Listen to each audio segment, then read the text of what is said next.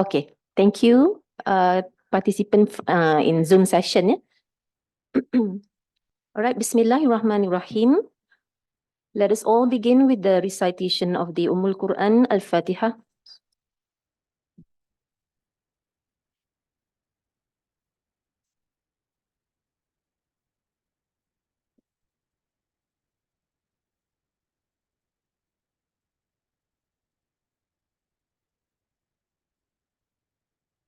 Distinguished guests, ladies and gentlemen, good morning. It's my distinct pleasure to welcome you all to this esteemed gathering where we are privileged to have an eminent scholar among us. So I would like to take this opportunity to welcome all participants here face-to-face in the Senate Hall as well as in the Zoom session. Thank you for joining us. Today, we have the honor of hosting Professor Emerita Datuk Dr. Asma, whose expertise in conflict and risk management in higher education promises to enlighten us all, inshallah. Before we start, I would like to welcome the Director of for the Center for Professional Development, CPD, Professor Mira Kartiwi, to deliver a welcoming remark. Please welcome. Bismillahirrahmanirrahim. Assalamualaikum warahmatullahi wabarakatuh. Alhamdulillahilladzi hadana li hadza wa ma kunna linahtadiya laula an hadana Allah. Asyhadu an la ilaha illallah wa asyhadu anna Muhammad abduhu wa rasuluh. Okay. Thank you. So thank you so much to the speaker today, Prof Emerita Datuk Dr. Asma Ismail. Prof Datuk probably didn't remember. I met her 14 years ago when we have a session in Women in Science with the daughter of Allahyarham Yusuf Qardawi. I'm not sure whether you remember that session. And on that time, I already learned a lot from her on how she talked, she gave her thought and whatnot. And one of the things that along the years, I keep following Datuk, is how she learned to view what conflict is, which I don't think many of us have that strength to see conflict and risk, especially managing conflict, is something that is natural. Many of us would feel that conflict is something that is taboo, or if possible, we swipe under the carpet and pretend as if nothing has happened. But conflict is inevitable, even during the life of Rasulullah SAW. The skill of managing conflicts actually one of the skills that Rasulullah imbued in every of the companions. So Alhamdulillah, when Datuk suggests this is the topic for today, I'm so happy. Again, as I said, this is a topic that usually we don't really talk a lot, but I think we should, and it's about time we should. Okay, so we do have a lot of echo here. So I think it's because conflict is inevitable, but managing a conflict is a skill. So I really hope by the end of the session today, we have the skills to actually manage the conflict, face the conflict, resolve the conflict, and by managing the conflict, we would mitigate the risk, inshallah. So again, Jazakumullah khair, and I would like to thank the team from CPD, Dr. Madiha, Sister Hana, Sister Nat, Sister Huda, Sister Hilda, Sister Asma. I have the and it's not about it's not about preference on female. We get to females, and I have the habit. I have to acknowledge everyone because these are the people that I think makes what CPD today. So Jazakumullah khair. And Dr. Raini, and also from CPD, Dr. Malik is not here. Dr. Aizat, I'm not sure whether Dr. Aizat is here. So we have a small team, but we have a very strong team. Alhamdulillah. Jazakumullah khair. And again, Datuk and everyone, thank you so much for coming. Jazakumullah khair wa barakallahu fikum wa ahlikum jami'an. Ramadan Mubarak. Thank you so much. Assalamualaikum. Waalaikumsalam warahmatullahi ta'ala wabarakatuh. Thank you very much, Prof. Mira Kartiwi, Director of CPD IIUM.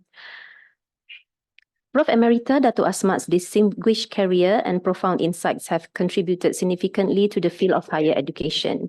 As we gather here today, we eagerly anticipate gaining valuable knowledge and perspectives from her. Before we start, allow me to read very briefly her biography. Prof. Emerita Datuk is the immediate past president of the Academy of Sciences Malaysia and the immediate past science, technology and innovation advisor to the Prime Minister and to the country. She currently holds the positions of the Ibnu Sina Chair for Medicine at International Islamic University Malaysia, IIUM, Pro-Chancellor at University College, MAIWP International, MAWIP, University Board Member for University Technology Malaysia, UTM, Member of the Consultative and Anti-Corruption Panel for the Malaysian Anti-Corruption Commission, and is the Chair for the Planetary Health Action Plan for Malaysia. Distinguished guests, ladies and gentlemen, let us now give our full attention to Prof. Emerita Datuk's speech on conflict and risk management in higher education. May her words ignite our minds and guide us towards effective strategies for navigating the challenges that lie ahead. Please welcome. Kena tutup. Okay. Bismillahirrahmanirrahim. Assalamualaikum warahmatullahi wabarakatuh. Salam sejahtera. Very good morning to everyone who is here attending physically or online. Thank you so much for okay. Thank you so much for joining in. Okay. Thank you, Dr. Madia, for the kind introduction, and thank you also to Professor Mira for the kind introduction.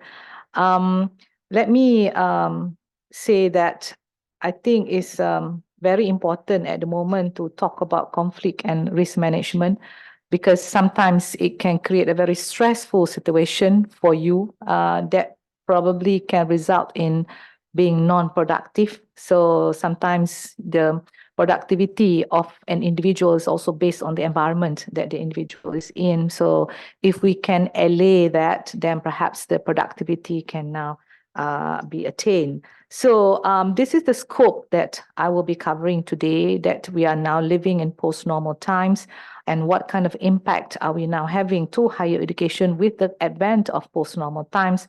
What are the issues and challenges? What is conflict, and what are the common causes of conflict? And then when we have the common causes, then what is the conflict resolution? And then more important, how do we go about conflict resolution? And then I will be discussing some examples of conflict that can arise when making decisions in higher education management.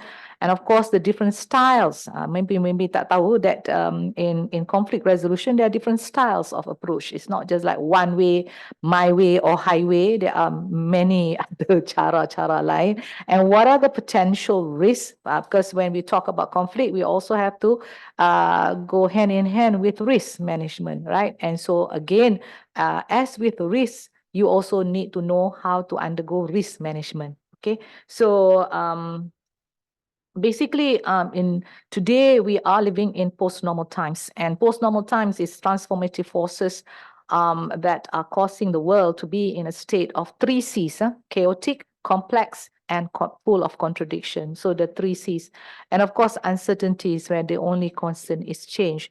And to the point that many of the problems we face today, like climate change, like global health crisis, socioeconomic inequality, are all inherently complex. And this means that the problems that we now want to solve is not so straightforward, and that we need to now require diverse perspective to tackle solutions now effectively. That makes research very interesting and exciting, because what you think is a proper way to solve all problems for research, that means linear thinking, one cause, one effect, is no longer the case. Now it's called systems thinking. One cause is no longer equal to one effect. So you have to now look things at from the bigger picture.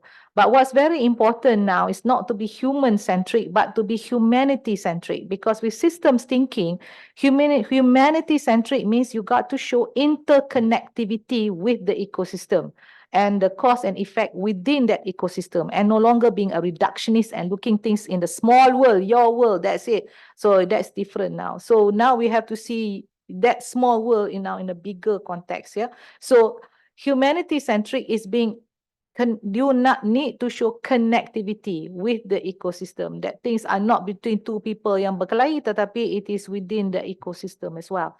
So the disruptive change now has led to the point that the only certainty now is uncertainty, and therefore to lead would mean that leaders at times of uncertainties need to face many unknown challenges. These are the impacts of post-normal times to higher education. All right, this is something that I think those of you as pensyarah should now understand, that digitalization and open access is the new way forward. Multidisciplinary and transdisciplinary research is the way forward. Lifelong learning is here to stay. That's why I don't understand when I was chairing MQA, why every program not so many credits. Like the lecturer think that the student need to know everything under the sun. Hello, think again, because MQA only need 120 credits for one program, but you are putting 170, 180, some people not 200. And I tell them, please, rethink. Why? Because budak now can undergo, Professor Google can teach them so many things. Now knowledge is at their fingertips. So there's no need to tell the student everything before they graduate. But what's more important is to train them, nurture them to appreciate lifelong learning, because changes are happening in a very fast way. Then we have globalization, of course, cross-cultural competencies need to be there. Government policy on funding also is changing. Dulu, we don't worry about mental health of the student. Now mental health becomes a very key, because the students in Gen Z, Gen Alpha, Gen Beta, which is now the current students, and the future students that you are about to face, they are all having mental health as a problem. Because when the more they are interacting only with the screen, they are not interacting with the human. So if you rasa conflict is happening now, you can imagine how much more conflict is about to happen when the students are just used to the screen but never with the human. So now when they put in an environment with human, there's going to be a lot of problem that they're about to face. And plus the fact that planetary health at the bottom and sustainability is not taken care of. You see disasters, you see a lot of things happening. So at the end of the day, that also create anxiety, mental health problem dengan keadaan planetary health not being there. Of course, innovation and entrepreneurship is encouraged. Okay, in terms of quality assurance and accreditation also is evolving. Government policy on funding also is now encouraging more public-private, more philanthropies need to come in, because you can no longer depend on government grants. So you need to now look at it elsewhere from industry dan sebagainya. And we are now moving from very structured as we move programs in Senate to now has to be flexible, and hybrid models now start to come in. But as we are talking about artificial intelligence now, personalization needs to come in now in cara kita melakukan program, because now in you as a pensyarah trying to handle 300, 200 students in a hall, there's no way that you're going to be able to now tengok each student, how do they undergo, what are they feeling, because you are very worried about your KPI, which is the number of papers and this and that you grants tak tulis lagi, paper tak tulis lagi, so where you have time for the student. So this is where personalization needs to come in with artificial intelligence, because they will now say, because every student punya needs is different. So now they have the patience. We don't have the patience, but artificial intelligence has the patience to teach the student over and over again until the student faham. And dia juga tahu student tu kat mana dia punya problem. So dia boleh personalize. That's what I mean for each student, right? And when we start to do that, alternative credentials now start to come in. So this is where I say there is now unbundling of higher education. Tapi sama ada IIUM nampak ke tak nampak that now IPTS and other universities actually are moving at a very fast rate to unbundle higher education, but we are still in the degree. Ya, orang lain dah buat badges. Okay, so basically certificate, industry recognized certificate, all these things now, because this is the new way of doing things now. So as I said in my talk on unbundling of higher education. And of course, ethics now become very important as we start to use technology, all the emerging disruptive technology. It's not just about AI, but all the other technologies that we are now facing. We need to now have the ethics in the usage of disruptive technology. Bukan setakat ethics for AI sahaja. There's a lot more that's coming in. So academic integrity and data privacy now becomes important. But what's important is that dalam semua ni, we are going back to values-driven education and DEEI, maknanya diversity, equality, equity, and inclusivity. As far as I'm concerned, I'm not talking very much about equality. I'm more concerned about equity not being there. Because as we now start to move artificial intelligence, to move personalization, to move this, there will be some differentiation between the have and the have-nots. Bukan semua orang dapat access to 4G, 5G to have their internet. So when that happens now, mereka yang tak dapat access to all this becomes worse in a worse situation. So there will be a digital divide if we don't take care. So macam mana IIUM punya rules and regulation prevent the differentiation, prevent digital divide from happening. So that's very important. So values-driven education is probably following falsafah pendidikan negara. So even when we now go forward, this is not about Malaysia, this is about the world. The world now is saying values-driven education is the way forward, which is the Islamic value, the Islamic principle. So that's why I kata kita dah pusing terbalik dah, now we are coming back to doing the values-driven. So the future of higher education will need to be agile, will need to be adaptable and innovative to actually navigate the changing landscape. And what is the changing landscape? Ini yang I tak sabar nak kata, when is IIUM moving to digitalization mode? Because we are still teaching the regular mode. So, and everybody else is already shifting. So we need to now, siapa dekan KICT, apa benda semua kan. So thank you for being here, right? So we need to now move on this digitalization mode.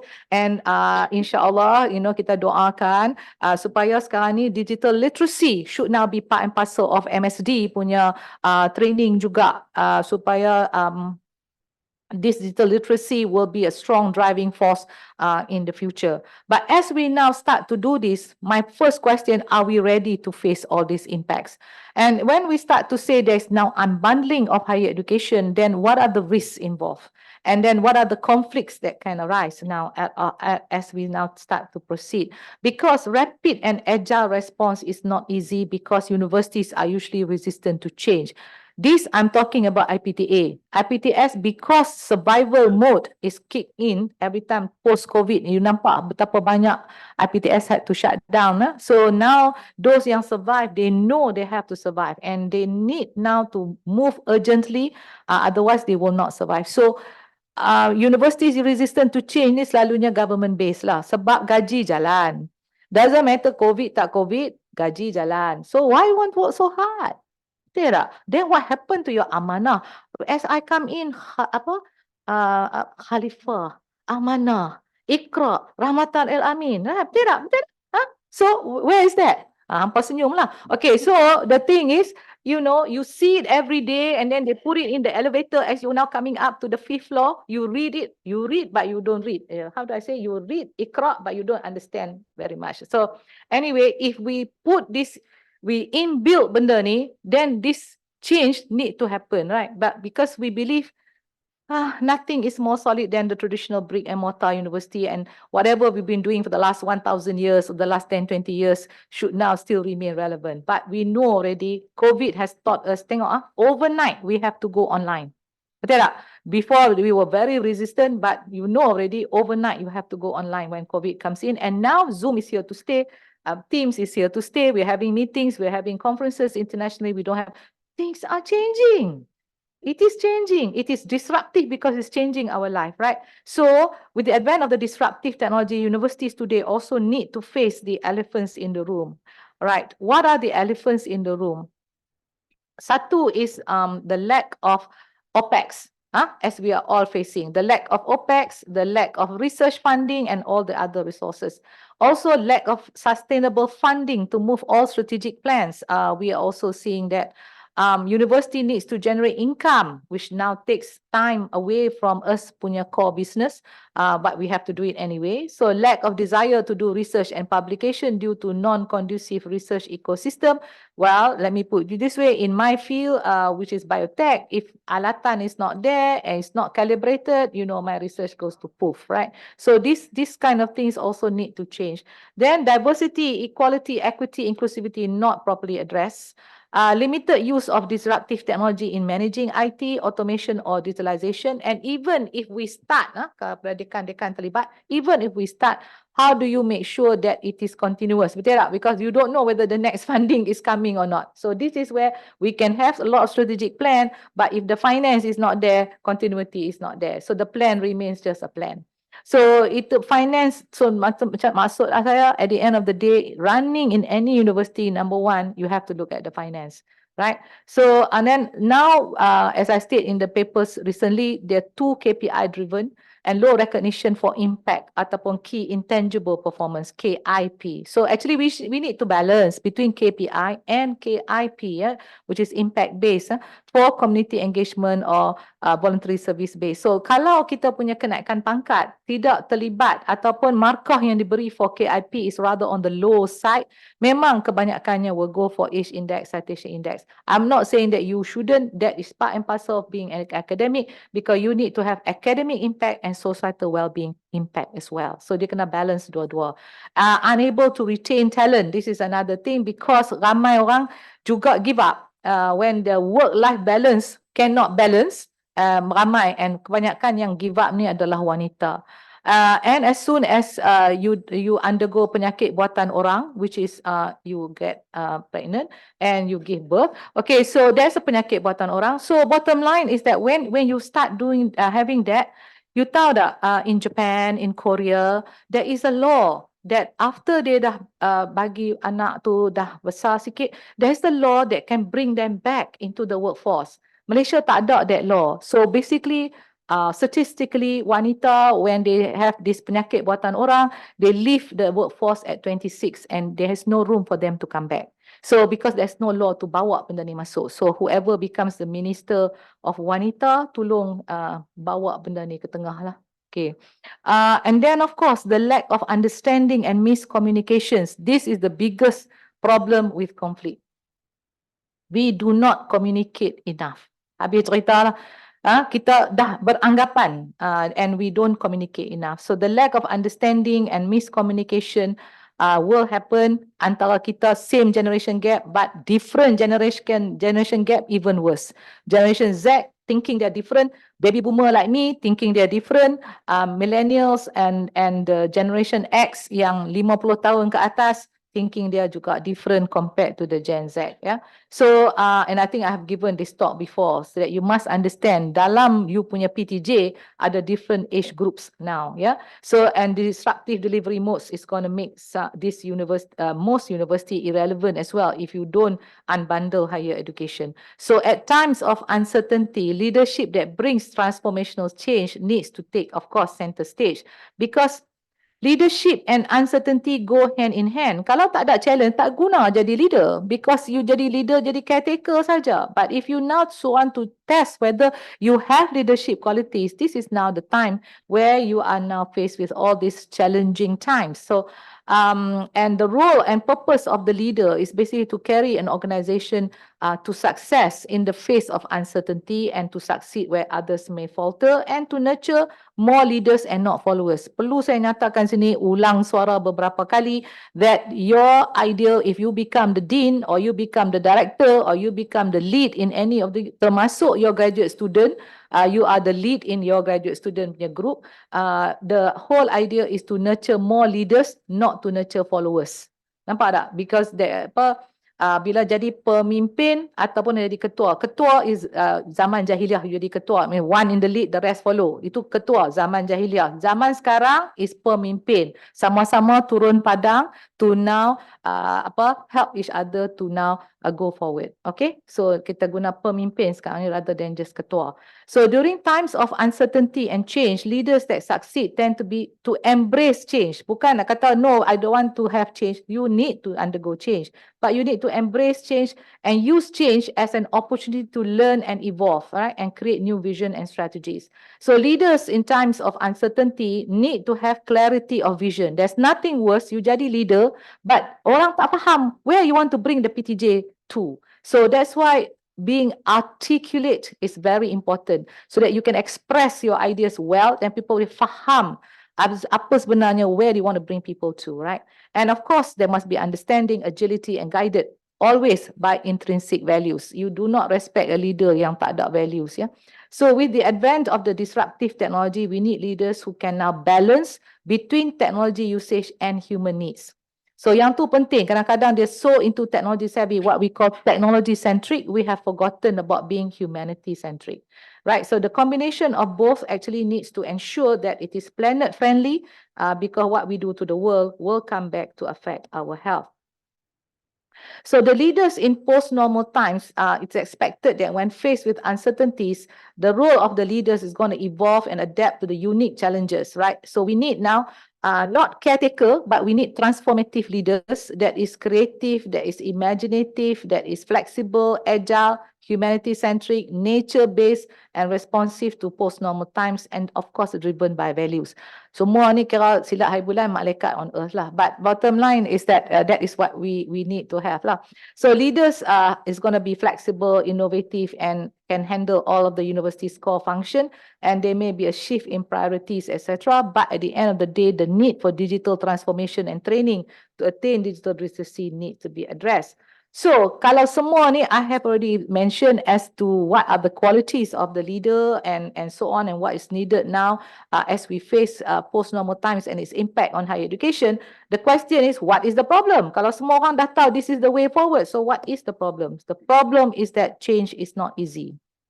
You can hear it, you can talk about it, but change is not easy because people by nature is naturally resistant to change. And therefore, kalau nak suruh orang tukar, there is a need for the leader to convince that change is needed. That's why I said articulation by a leader is so very important. Kalau dia tak boleh convince orang, then orang tak tahu ni. Because people don't always see eye to eye. Nampak tak? Walaupun you hebat terang mana pun, even if I'm talking, there might be some people that say, oh no, what is she talking about? Mesti ada that kind of thinking as well. So because people don't always see eye to eye, they may tolerate you, they may, setengah orang cannot tolerate langsung, I don't agree, cara cakap pun kasar. Tapi ada orang boleh lagi tolerate, ada orang, let's okay, I give you time to convince me, right? And then I will change. Make sure you can convince me. Nampak tak? So there are different kinds of things happening here. So people don't always see eye to eye. Therefore, leaders, by virtue of their position, are expected to facilitate this resolution of any conflict that is going to arise within the organization. And when they do that, they find themselves having to deal with issues of conflict between employees and management, etc.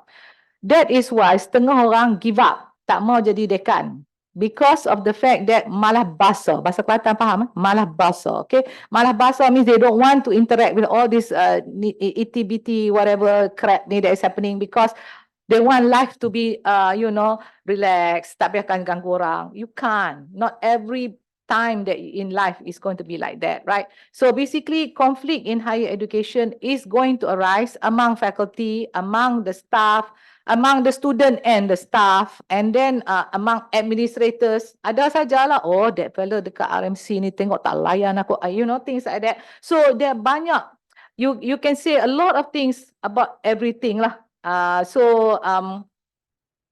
And then even dekan satu PTJ dengan the other dekan PTJ dalam meeting macam nampak macam block.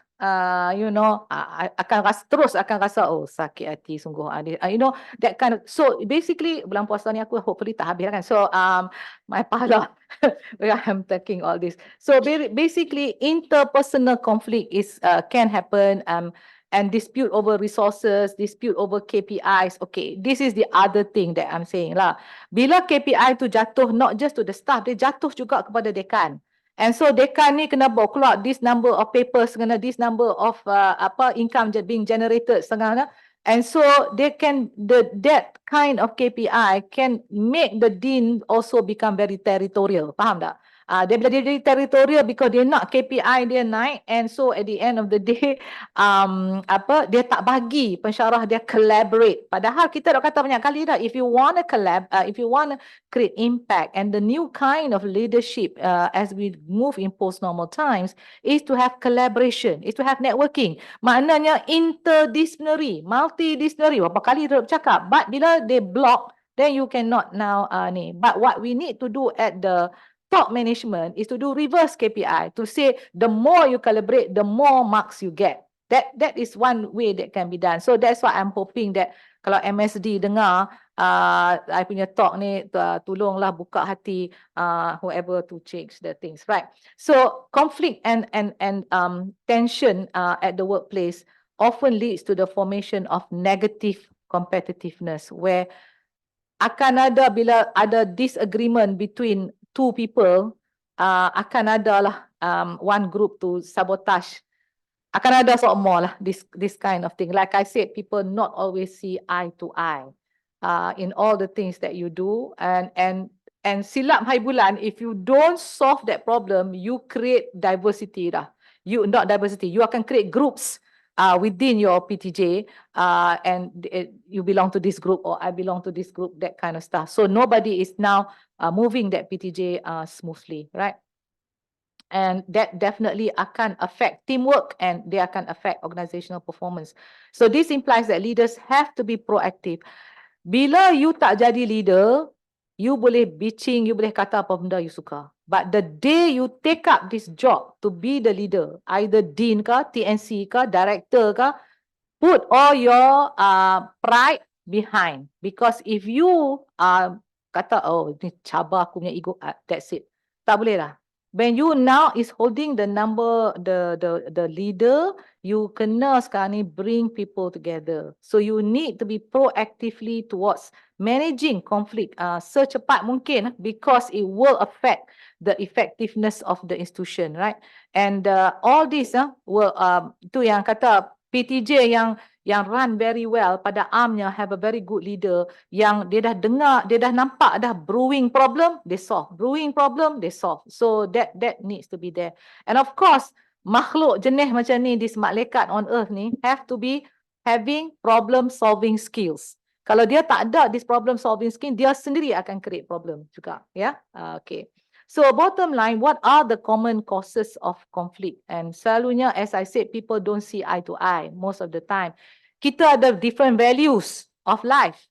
Kita ada different lifestyle. Kita punya approach can be different. Tapi if we can tolerate or we can respect each other, tak apalah. But there can be times where we have where people are not showing that kind of respect, and that conflict can still continue. Yeah. So disagreement usually has to do with the structure, the system, the process, the bureaucratic organization, the working condition, kadang-kadang pay structure. Of course, there's going to be conflict because wanita, alhamdulillah, di dalam IPTA, dalam government service, kita punya gaji is the same. But the day you keluar and you are now part of IPTS or you're part of the private sector, there is a significant pay gap between wanita dengan kaum Adam. Yeah, so sometimes up to 19% pay gap. So maknanya even though you are the CEO, but because you CEO wanita, your gaji is less compared to a CEO lelaki. Alright. So itu adalah fakta. This is not a pembohongan. So basically this is data that is now coming in as well. So the situation, as I said, will create the tension. Tension is something that makes you want to come to work. You don't want to come to work because nanti macam-macam lah, you ada headache lah, you ada demam lah, you ada macam-macam. You can tell bila you punya staff, kalau dia selalu tak main kerja, please find out why dia tak main kerja. Why dia malas nak main kerja. Tak usah ada staff lah, anak you pun you dah tahu. Kalau dia bangun pagi tak mau pergi sekolah, tak pergi, why? There is some conflict or tension that is happening and not making their life happy, and that's why they tak mau pergi. Yeah? So conflict occur when interests and activities of individuals or group within the organization collide with each other and prevent attainment of one objective sahaja. So it often occurs when people feel that their interests are being opposed or negatively affected by others and making it difficult to achieve their goals. So conflict and risk management actually go hand in hand. You buat konflik, you kena ada risk management. Sebab tu dalam PTJ, elok ada, PTJ means you punya kuliah or whatever, elok ada conflict and risk management unit.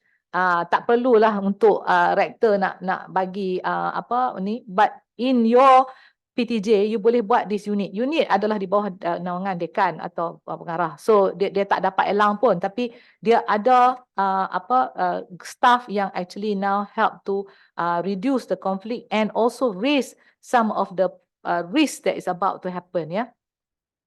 So that they can identify, they can assess and address this potential conflict and risk. So both conflict and risk are essential component of effective governance and leadership with the educational institution. So I'm not sure IIUM ni ada tak? Mesti ada kot lah. Conflict and risk. No, that's ombudsman. Conflict and risk unit.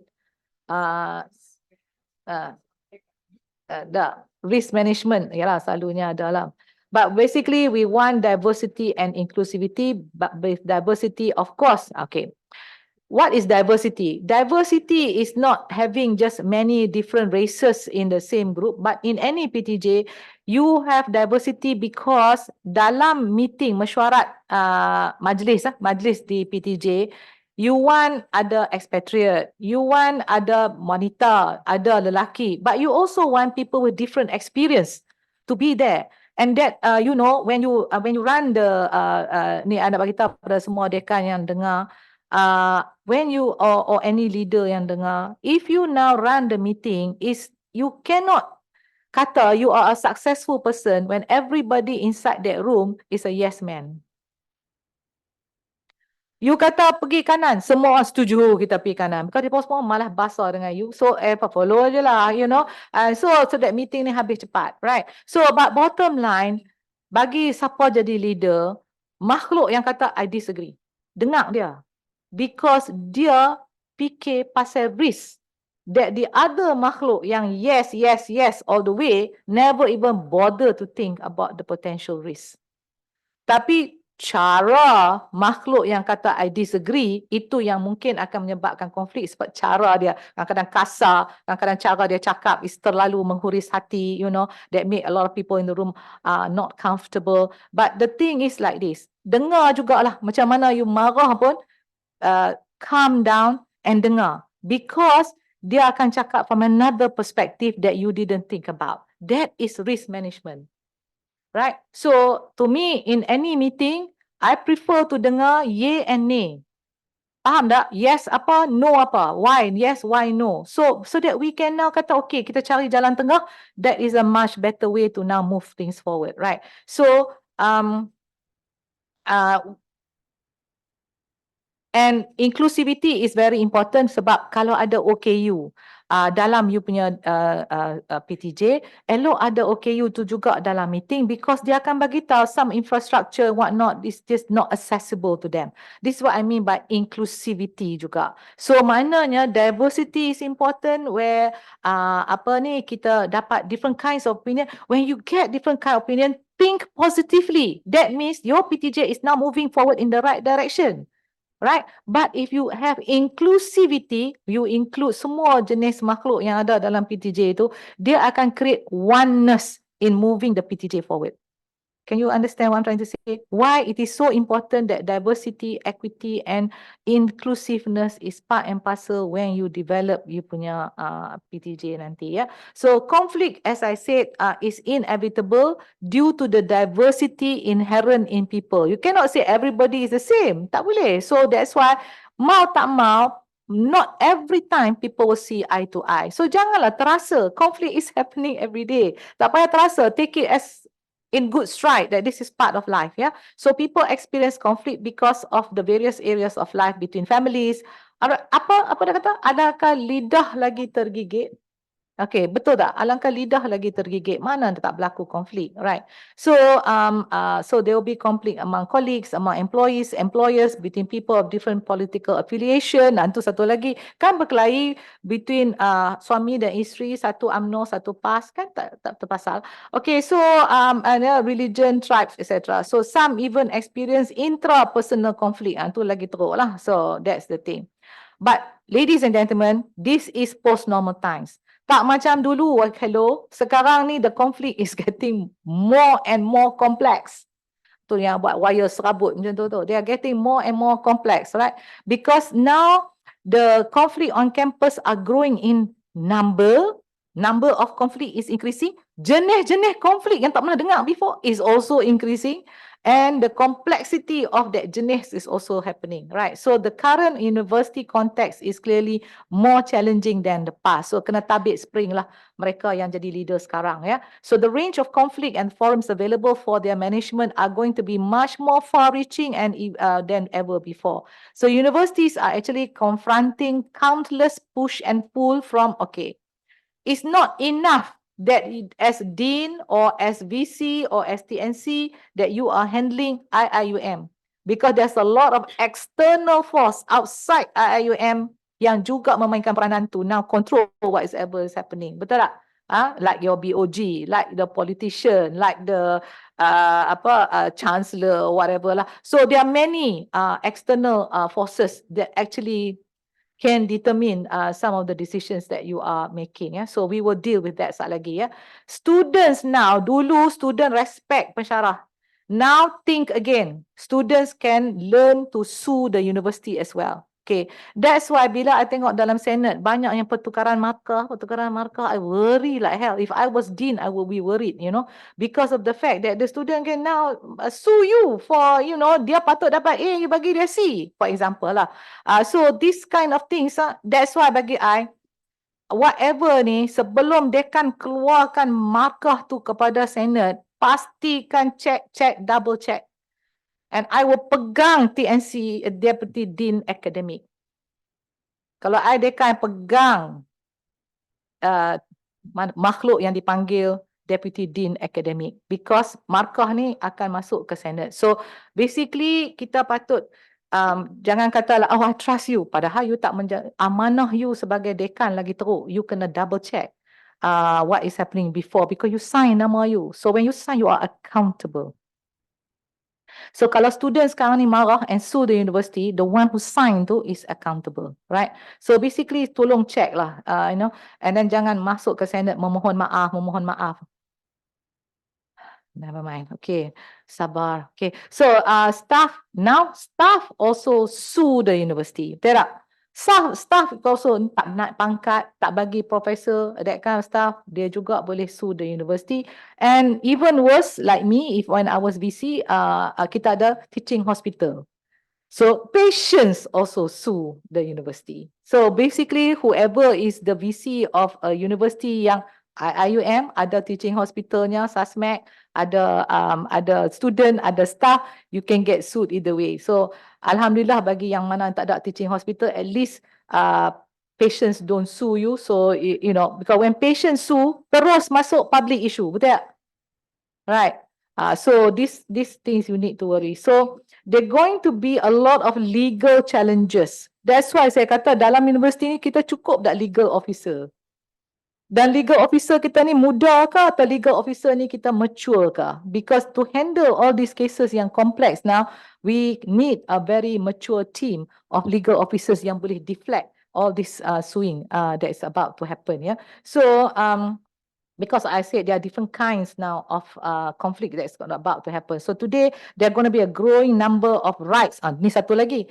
Kan dulu tak ada rights apa, now the union right, ada staff rights, ada student rights. Kan semua ni dah ada right masing-masing dah pula. So therefore now that's why we need to now really study all the governance of the university. So basically to be a dean now, you better ambil buku governance, ya. Rebus buku tu dan minum airnya masa buka puasa nanti supaya you faham what this is all about. It's not just simply jadi dekan berasa nak, so you need to know all these things. So leaders therefore face the challenge of managing conflict that are at times too complex to resolve. Therefore process requires several approaches to handle the conflict. So that's why I said sebelum wahyu turun daripada universiti kepada semua staff, elok ada town hall. Itu style saya lah. Sebab it's very important to get consensus decision. Consensus decision means you empower your staff, the whole of IIUM, to give their thoughts before you keluar dan turun benda tu sebagai wahyu from this campus. Right? So something like that. So sebelum turun, you kena check dengan governance yang ada. policies yang ada. Adakah Wahyu sekarang akan melanggar some of the existing policies, right? So basically you have to work closely with your PUU or pegawai undang-undang universiti, PUU or legal team to and get your governance right lah. Okay. Now this is the most interesting part. Kita discuss sekarang ni pasal conflicts in higher education. Lepas ni dalam Q&A, I'm sure some of you will have your own little experiences that mungkin kita nak bicara. Tapi sekarang ni saya kata satu perkara je lah as guide. Alright, ikut peraturan dan bukan arahan. Ulang suara, ikut peraturan dan bukan arahan. If you ikut peraturan, that's what I told you, ambil buku governance, rebus dan minum airnya. If you understand governance, you know whatever you do, if you follow the governance and policy of the university, you cannot go wrong. But if boss you, arah you to do something, and benda tu langgar, right? But you are so afraid you follow whatever the boss say anyway. One of these days, you will go to court or you kena disciplinary action, you kena tindakan tertib, something. If you follow peraturan, there's no way you akan kena tindakan tertib. But they will kick you out lah. Faham eh? Right? They will kick you out lah because bangsa tak ikut perintah. So dia macam tu lah. So these are the dia macam ni, kalau you value integrity, you want to be able to face mirror on the wall every day and see your face.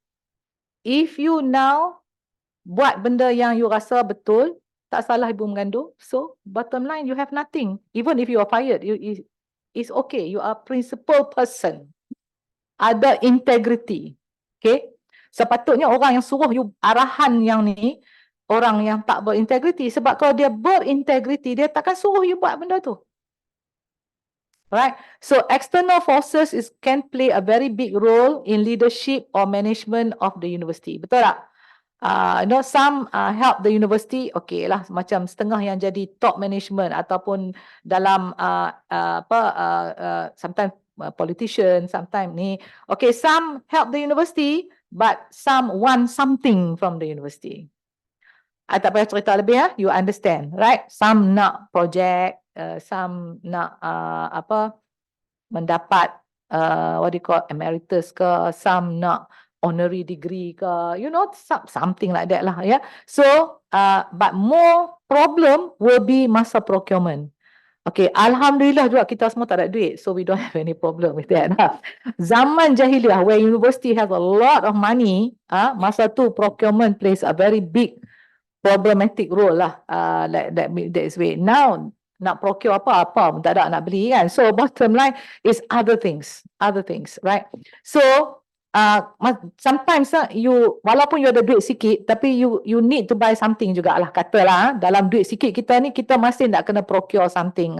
So it is not uncommon to have people come and see you with a statement like, I'm here to inform you that some higher up has granted that I should be given the project. Ni kira orang vendor lah, kata I should be given the project, and ini kalau you tak bagi ni, you answer lah dekat orang tu, ya. And orang tu can also make or break you lah, katalah ya. So if you face that, of course you ask the question, what do I do? Right? I ikut peraturan ataupun I ikut arahan. Because you know already that XX tu can make or break you. Faham tak? Maknanya you mungkin tak remain dah in the position that you are and overnight can be thrown out. So bottom line is that I can jawab macam ni. I have no problem to give you the project, but in the university we have procedures. Just get me a letter from MOF to say that you should be given the project and I will comply. Faham tak? Very simple. InsyaAllah dia tak mai balik dah. Because anyone who says to you, I will need to be given that project, you tahu dah kan, kita kena ada sebut harga, kita kena ada tender, we have to go through the procedures of the university, right? Whoever now yang termurah dan menemui perincian will be the one yang mendapat project. So bottom line sekarang ni, kalau ada makhluk yang kata benda macam tu, that means direct nego. So kalau direct nego, then get me the letter from MOF. What's the prop?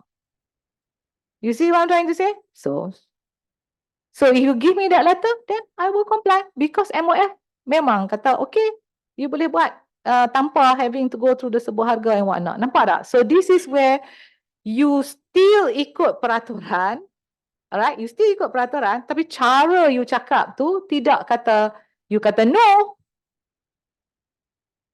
Do you understand?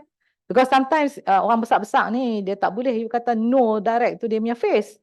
So kita cara ni ajak saja. You can follow, you can say forget about it. So it's up to you.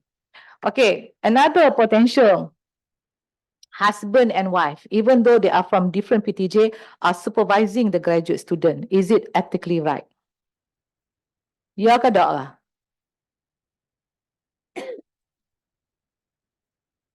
Husband and wife are supervising the graduate student. Tapi husband tu come from one PTJ, the wife comes from another PTJ. So are they okay not to supervise the student? Are they okay or not to supervise the student? You see? Boleh jawab atau tak boleh jawab? Benda ni very simple ya. Ye or nay? Apa dia? What? But now they are supervising the same graduate student, this husband and wife team. They come from different kuliah, but the principle is that they are both husband and wife supervising the same student. So, yes or no? No, why? Yeah, why conflict of interest? Why should be the same student to be supervised by both of them? No, because one, the husband is clever in this, the wife is clever in this. So both are PhDs, right? Both are professors in their field, you know. So this student is having the benefit of this brain and that brain. So that will be good for the student, right? But I ask you whether this is ethically right. Yeah, so basically no. But a lot of the deans don't know about it because the fact that you cannot answer to me immediately means kepala you macam Mac ni cakap kat I apa? Why not? Nampak tak? So this thing, this is where I say you face this conflict every day, but whether you understand or not what is right and what is not right. What is the amanah for a supervisor? The amanah is to be able to guide the student. Betul tak? That's your amanah, to take care of the graduate student. Now, husband and wife. The wife says, I don't like this student. If you have two supervisors, the first supervisor tak suka you, you can run to the second supervisor, correct? That's the whole idea of having two different supervisors. Supaya you ada protection and you ada objectivity. When that fellow say, I don't like your face, for what reason you don't like my face? You know, whatever. So, you ada protection from the second supervisor. But it so happened, they are husband and wife. So, if the wife say, I don't like your face, the husband say, I like your face, that can fitnah pula because you are female. You know what I mean? Then the wife say, something else. Yeah? So, you know that basically this is simply not on. This is simply not on. Tetapi dibenarkan. So, bila dibenarkan maknanya the majlis. Remember when you want to have somebody, you have to go through majlis to luluskan, right? So, kalau I jadi dekan, ada perawal yang kata no. Supaya tak masuk majlis to luluskan something like this. Right? And majlis luluskan. What happened to IPS? Kenapa IPS juga luluskan? IPS tu apa? Institute Postgraduate lah. Yeah, that's the other second gateway that can say no. Majlis di PTJ luluskan because tak memikir lebih, right? So, but IPS patut lebih memikir dan block. Tapi masuk semua ke Senate. Senate don't even know that the two are husband and wife. Right? I'm not saying what IIUM. I'm saying this is bila kita discuss kat ACAP apa semua, this is in general. So, okay, there's one. Second case. Husband and wife are in the same PTJ. Alright.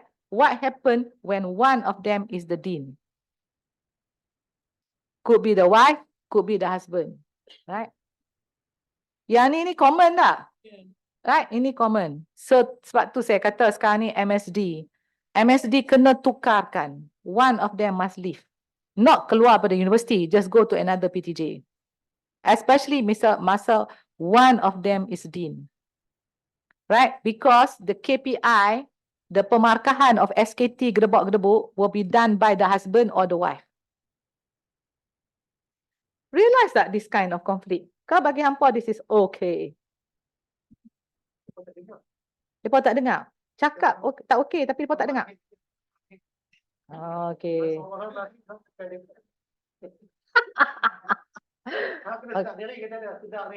Okey. Makhluk dalam MSD.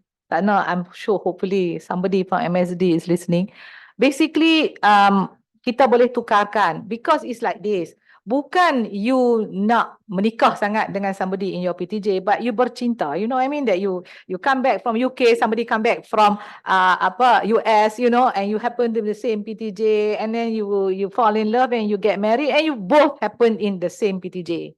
Do you understand what I'm trying to say? Kadang-kadang bukanlah kita sengaja lah, right? So, but dalam same PTJ, di mana one does not have the power, you still can tolerate lah.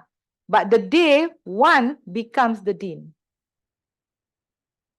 Right? Dia, okay. Dalam kenaikan pangkat, kita akan panggil dekan. Ni, masa interview, the wife ke, dekan duduk sebelah. Lepas kita interview, kita tanya, so macam mana? What do you think? Oh, my wife is beautiful. Of course, I think he should be given. Yeah. What does that? You nampak tak? The situation that will arise. The second conflict that can berlaku. You are the dean. Ada scholarship untuk pergi ke US. Your wife is very capable and should get. But the day you say yes for your wife to terima that scholarship to go to US, what do you think the rest will say? Konflik lah. Yeah. Right? So maknanya, for as long as you are the dean, the wife cannot receive any benefit. Fair kau kat dia? Misal, fair tak dekat the wife? Tak fair. So that's why as MSD, you kena tukarkan. One wife, the wife can go to another PTJ closely related to her expertise. Right? You know, so you can be in dental. If you're in medicine, you can be in dental. Or if you're in dental, you can be in medicine. So something like that lah. In pharmacy or something. Health related lah. Health related lah. Yeah? Okay. When I became the VC, my husband was the dean before, and thank God he had to retire. Right? Because as VC, my husband cannot hold any post. I'm the number one. I can make decision, make or break. I cannot do that. So he cannot hold any post. Even though he's good, he cannot hold any post. That's the sacrifice that this husband has to make for me while I became the VC. It is okay when I became VC of USIM. My husband is in USM. So tak ada masalah. He can become the dean, he can become director, he can do anything because he is also very capable. Right? But the day I come back to USM, became the VC, he's out. To make sure ethically correct in all decisions that I make. Boleh faham tak? Because your accountability. This is what I think. As Mira said lah, we face conflicts every day. Tapi kadang-kadang tak tahu, ni betul ke tak betul ke? Dengan cara kita buat. Okay, now we come to the most important part, which I'm sure you guys also will also face. This concept called surat layang. How many of you kata forget about this topic? I don't want to discuss this topic. You don't want to discuss this topic. You want to discuss this topic.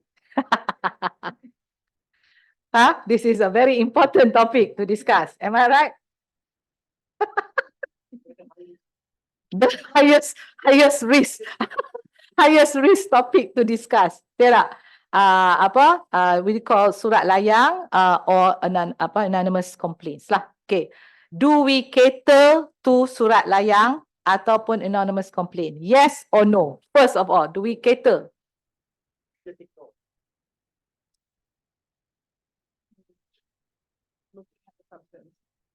Do we cater for surat layang or anonymous complaints? Yes or no? Yes, you have to cater. You have to cater because it is one way staff di dalam PTJ hendak express gapo-gapo masalah dia lah. Tapi tak brave enough to sign nama dia. Usually makhluk macam ni, if they are brave enough, they sign their name.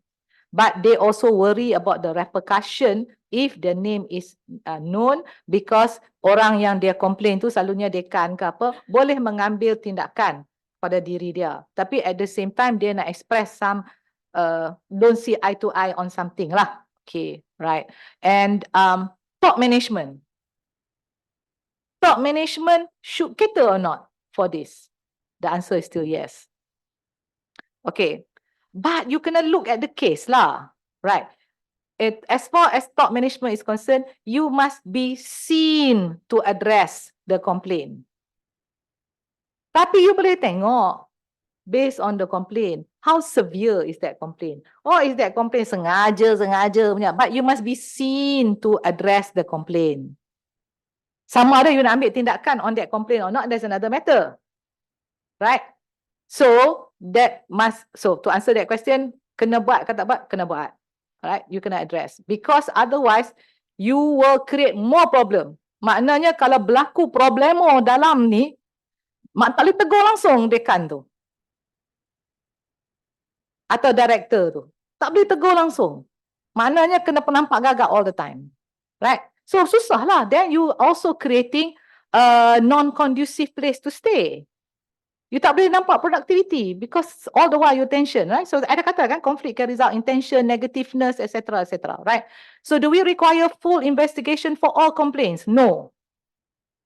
You must be seen to address, but not necessarily address all. Setengah tu memang allegation tu is very strong and you can find evidence, you have to deep dive. If you deep dive, dia akan dibawa ke tindakan tertatib. This is the best way to do it lah. Especially kalau ada embezzlement ke, ataupun abuse of power ke, atau whatever lah yang besar punya dosa-dosa besar. Ya, dosa-dosa besar, that one you kena address because dia kena bawa. Bila dosa besar tu berlaku, pada amnya, if you have this kind of complaint, the first person is the ombudsman. Sebab tu dalam universiti kita buka ombudsman post. Because ombudsman is seorang yang bijaksana, yang boleh direspect oleh semua orang and basically can help settle lah what's the problem, you know, can cakap dengan you apa semualah. Kadang-kadang dia jadi middleman to negotiate something like that. So that is the ombudsman. Sebab if PUU were to address this, you're dead. If that letter for investigation comes from the PUU, you are dead. You faham what I'm trying to say? Because PUU means the legal, if they write that letter to you, your case is open. The file is open, and if that file is not closed, kenaikan pangkat will also not berlaku. That's why I prefer the letter from the ombudsman daripada the letter comes from a PUU. Do you understand? Because once you are the case and you kena tindakan tertatib, it can affect your pension, it can affect your promotion, it can so many things, not just your reputation. So kalau boleh, you know, make it pristine lah, your file. So kalau ombudsman ni tak apa lagi sebab kita ada macam grandpapa that, you know, call you for tea. Yeah, so what's wrong with grandpapa call you for tea? So let's have a tea discussion lah, you know. So, you know, so that's the thing. So what if we do not address these letters? That means this whole PTJ membenarkan dictatorial things berlaku. So it has a negative connotation juga kepada PTJ. Sekarangnya semua surat ni tidak dilayang. And how to investigate? Yang ni yang hebat. If you do receive this letter, you must be seen to address. And then so how to investigate? Ini yang paling how do I say? Kalau MSD is listening, alright, dia kena buat training session in how to investigate this kind of complaints. This is part and parcel of training. For dekan-dekan, whoever is the leader, sebab dia kena investigate this. So investigation means dia kena buat gathering of information first. Jangan percaya berlulu saja, cari evidence first. Bicara-bicara dengan orang yang terlibat first. Betul ke? Betul ke? Dia ada groups kan. So you kena tanya all these things, betul ke?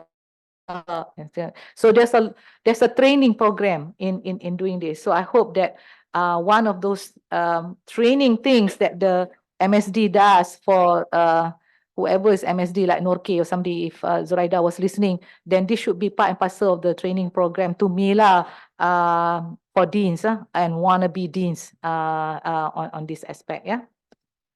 Okay, habis dah. Relief kita dah puasa, everything okay. Now we go back on track yang biasa-biasa lah. Okay, saat lagi hampa tanya lah yang lain-lain. Okay, when handling conflicts, a leader should recognize which conflict management strategy is most appropriate for each situation. It's not like one size fits all cara you handle. That means my way or highway. Janganlah. There are many different ways to handle the conflict depending on the situation. So to effectively resolve the conflict requires certain competencies on the part of the leader, like monitoring team relationship, effective communication, coach the individuals, especially those yang rasa inferiority complex, macam mana you nak bring them up, boost their punya confidence, dealing with issues before they escalate. Whatever you do, maintain professionalism. Ini satu aku nak kata lah. Makhluk yang ada marital problem, and you are the dean and they affect dia punya productivity, okay, and then you want to now come and say, you're the good mother and the good father, hello? If marital problem punya staff, okay, you kena handle what I mean by handle professionally. Sekiranya dia berkelahi dengan suami dia apa semua, biar pi kat dia. The day they affect productivity in your PTJ, that influence the KPI of the PTJ, then you come in. Do you understand what I'm trying to say? You don't simply go and have coffee, say you dengan problem dengan husband. Yang tu sebagai kawan belakang kira. But if you now were to act as a professional dean, right? Only bila ni professionally, when do you come in? You cannot solve people punya marital problem, but if they affect productivity, then you can come in. But when you come in also, you must deal, bukan taking sides, you must deal objectively the part that is affecting dia punya kerja. Alright, so a lot can be resolved. Okay, sometimes kan, kadang-kadang when I chair something between two PTJs, it's so obvious mereka tak berbicara dengan each other before they come to the meeting. Dua-dua duk kata macam ni. Dalam meeting kata, oh tak apa, I can give you this post, and then develop kata, oh yeah, you can. You have to come when I'm chairing to hear this. Kenapa tak boleh bicara over coffee at teh tarik? Essentially, there's a lot of things antara misunderstanding and miscommunication sebab kita tidak communicate. So bottom line, lah ni tak apalah, tak boleh minum kopi atau teh tarik kan. Tapi lepas buka puasa, lepas tarawih apa semua, panggil lah, bicara lah. Then there's a possible thing that we can solve. A lot of misunderstanding happen because because of the lack of communication. So successful conflict resolution removes frustration and leads to higher effectiveness. Similarly, constructive conflict management is perceived by many as a creative problem-solving process. So how to do the how? Ini satunya yang saya rasa penting, because how to do the how. Either you handle it yourself. Maknanya, I dah kata kan, jadi dekan ni kena ada problem solving skill. Alright, so kalau you tak ada, you cari orang lain lah yang boleh handle. Selalunya orang tua dalam department tu, orang mature dalam department tu, yang nampak macam fatherly ke, motherly ke, yang orang kata boleh help lah, boleh help. So kita carilah orang macam tu. So, but if you have to handle it yourself, then make sure you have the competency to do so. So cara nak handle, boleh dengan cara mediation, atau negotiation, atau bargaining, atau collaboration. So I'm going to tell you about all these things. Yeah. So provide training on conflict resolution with interpersonal skills to lecturers or to bila kita kata I tak boleh handle this conflict management dan sebagainya, you boleh appoint what we call pra-academics. Pra-academics adalah pensyarah biasa, tetapi kita hantar dia for training of conflict resolution. Kalau you tengok big GLCs, mereka memang ada this, apa orang kata, this conflict and risk management unit, and dalam tu memang orang-orang yang hebat. Sebab I tahu lah, I sendiri pun mungkin not trained enough to handle. I'm just like based on experience. But bottom line sekarang ni, if they are professionally trained to handle conflict dengan risk management, they are fantastic to have in your PTJ. So tak ada salah ibu mengandung, you lantik what we call pra-academic. Pra-academic adalah pensyarah biasa dalam PTJ, tapi diberi opportunity sekarang untuk di-train sebagai conflict resolution ataupun risk management. Dan kalau macam tu, sepatutnya kalau ada risk management unit ni, orang-orang yang dalam tu patut ada situ. Perlukah pra-academic menjadi pensyarah juga? Bagi I problem besar. Sebab kalau dia maintain as pensyarah dalam grup dia juga tak percaya dia dah. Because dia expect you to help, tapi ada kalau you tak boleh help dia, so jadi enemy pula. So better lah, selagi dia pemegang pra-academic untuk conflict resolution, keluarkan dia daripada PTJ dan dia handle it at that unit lah. Sama lah macam you jadi TNC kan, you kena keluar daripada you punya PTJ, jadilah TNC. Macam tu lah, lebih kurang. So, you know why we need something like this? Because the university can no longer afford PUUs.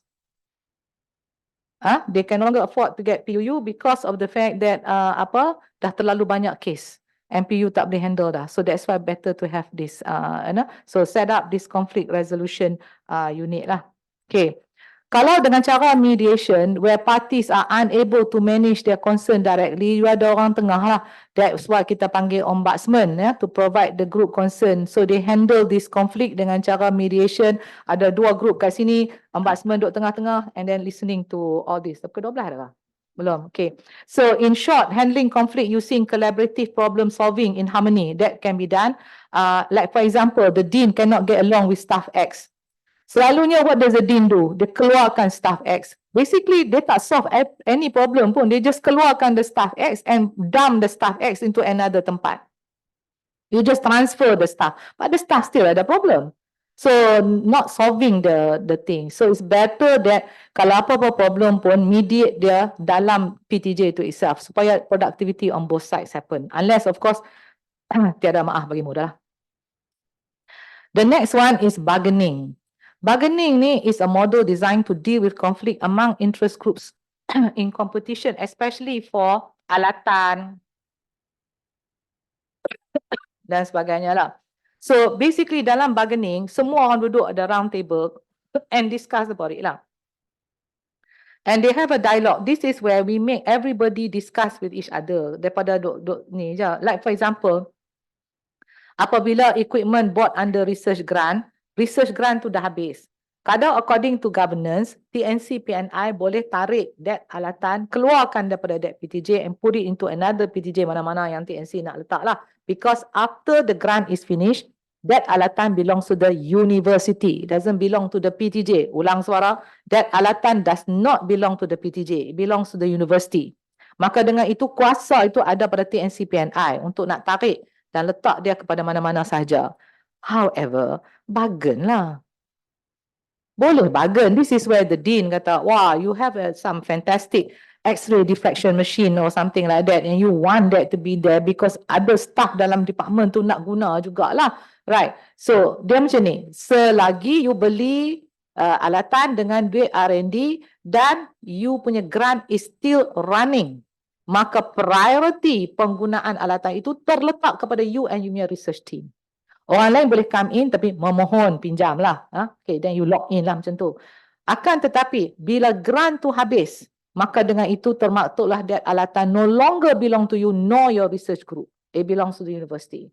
So bila pensyarah lain dalam jabatan nak juga guna benda tu because it can move the research forward, maka boleh bargain dengan TNC PNI dengan alasan-alasan tunau ni lah. So, bila boleh bargain dan TNC PNI setuju dengan syarat-syarat. I'm sure TNC PNI akan setuju letak di PTJ but it doesn't really belong to you. You kena membenarkan orang lain di luar PTJ itu juga menggunakan alatan. Usually kita kata alatan tu guna sama lah. Dan you pun kena kata apa? Yes. Jangan duk bertegang pula. Katalah yes. So kalau yes, TNC pun lega, you pun lega, alatan tak move, it stays there. You understand? This is bargaining. Yeah? The next one is collaborative. Daripada awal lagi, just make sure you ada this open communication macam mana kita nak solve this problem as one family. Boleh aja. That way you dapat listen to everybody talking about how to solve this problem. Alright, so you can have that. Now we come to risk. So risk management in higher education, makna kita nak identify potential risk. Ni belum berlaku lagi, tapi kita nak identify supaya kita dapat menghindari lah, mitigate that from happening. Yeah. So there is, however, risk in almost everything, tapi there is a calculated risk. And the worst is a decan that cannot undergo decision. I think indecision by the dean is the one that is unforgivable lah to me. Right? They kena buat decision one way or the other. They kena buat that decision because it will falter and stop the PTJ from moving forward because of indecision. Right? So in higher education, effective conflict and risk management will contribute to a stable and resilient one. So they often have dedicated office or committees or profession that jaga pasal risk ni. So that's why I kata kalau tak ada lagi, you boleh juga adakan dalam you punya own PTJ conflict and risk management unit lah, kita panggil unit sahaja, right? So these efforts are crucial to maintain a positive learning and working environment, but when cases of suing gets higher, it's time to use pra-akademik lagi sekali lah. Okay. Yang ni tolong pay attention. Bagi makhluk mana nak jadi dekan apa, cuba tengok what is the top risk in 2023 in higher education. The first one is data security. We are being hacked left and right. Alright, so data security. So kedua is enrollment. Hampa realize that enrollment is a risk. Takkan tak realize lagi kot, wahai IIUM. Right? So enrollment is a risk. Recruitment and hiring is a risk because ramai akan you hire but they will also leave. You cannot retain. Then operational pressure, student mental health, nampak nombor 5. Funding is also another risk. Facilities and the maintenance, infrastructure, regulatory and legal compliance, another one. Now, sexual discrimination, I tak boleh discuss. You know why? Because kat Malaysia kita ada law. Kita tak benarkan LGBT. Habis ya, so I am not going to discuss about that. Yeah, sebab orang dia know why lah, this lah, that. I don't want to discuss because kita punya law is very clear. This is the law of the land. Alright. So and then of course external pressures. But look at the emerging risks. The emerging risk is going to be artificial intelligence and emerging technology. So that's why this morning your meeting is very important because this is the number one emerging risk that's going to affect higher education. Student mental health daripada nombor 5 dah naik pergi nombor 2. So you need to worry about student mental health as well. The number 3 I worry now is public distrust in education. Already happening. Ya, dia panggil profesor kangkung lah, profesor tak kangkung lah, all sorts of things that are happening, right? So public distrust in education is also happening there. Climate change disruptive terus because of the fact macam COVID, banyak semua kena tutup lah, apa sekolah kena tutup. So climate change. Political climate, yes, too many prime ministers and all that also affecting. And then admission practices, okay. Now as dekan, this is what something you need to understand. I even tulis what is the mitigation effort supaya sekarang ni you all boleh buat sendirilah. If I don't go through, then you know these are the kind of thing. Kalau pasal data security, it's very important that we increase the increase compensation to hire and retain cyber security staff lah, supaya kita punya firewall dan sebagainya is better off. But I want to discuss pasal enrollment. Ini satu-satunya Senate boleh melakukan dan kita dekan-dekan pun dah bincang perkara ni kan. Offshore ataupun tengok sama program yang you do offer tu, adakah dia now relevant? Kalau tidak, expand new program that can now bring in new intake because enrollment is going down. Is going down melalui UPU. Siapa kata enrollment is going down via unbundling of higher education? Offshore ke, micro-credential ke, all these are other forms of enrollment. Right. Bila you offer offshore or apa dengan cara micro-credential ke, macam kata tadi kan, alternative credentials yang datang, professional courses dan sebagainya, semua budak-budak tu adalah bin IIUM. You understand? Janji dia bin IIUM.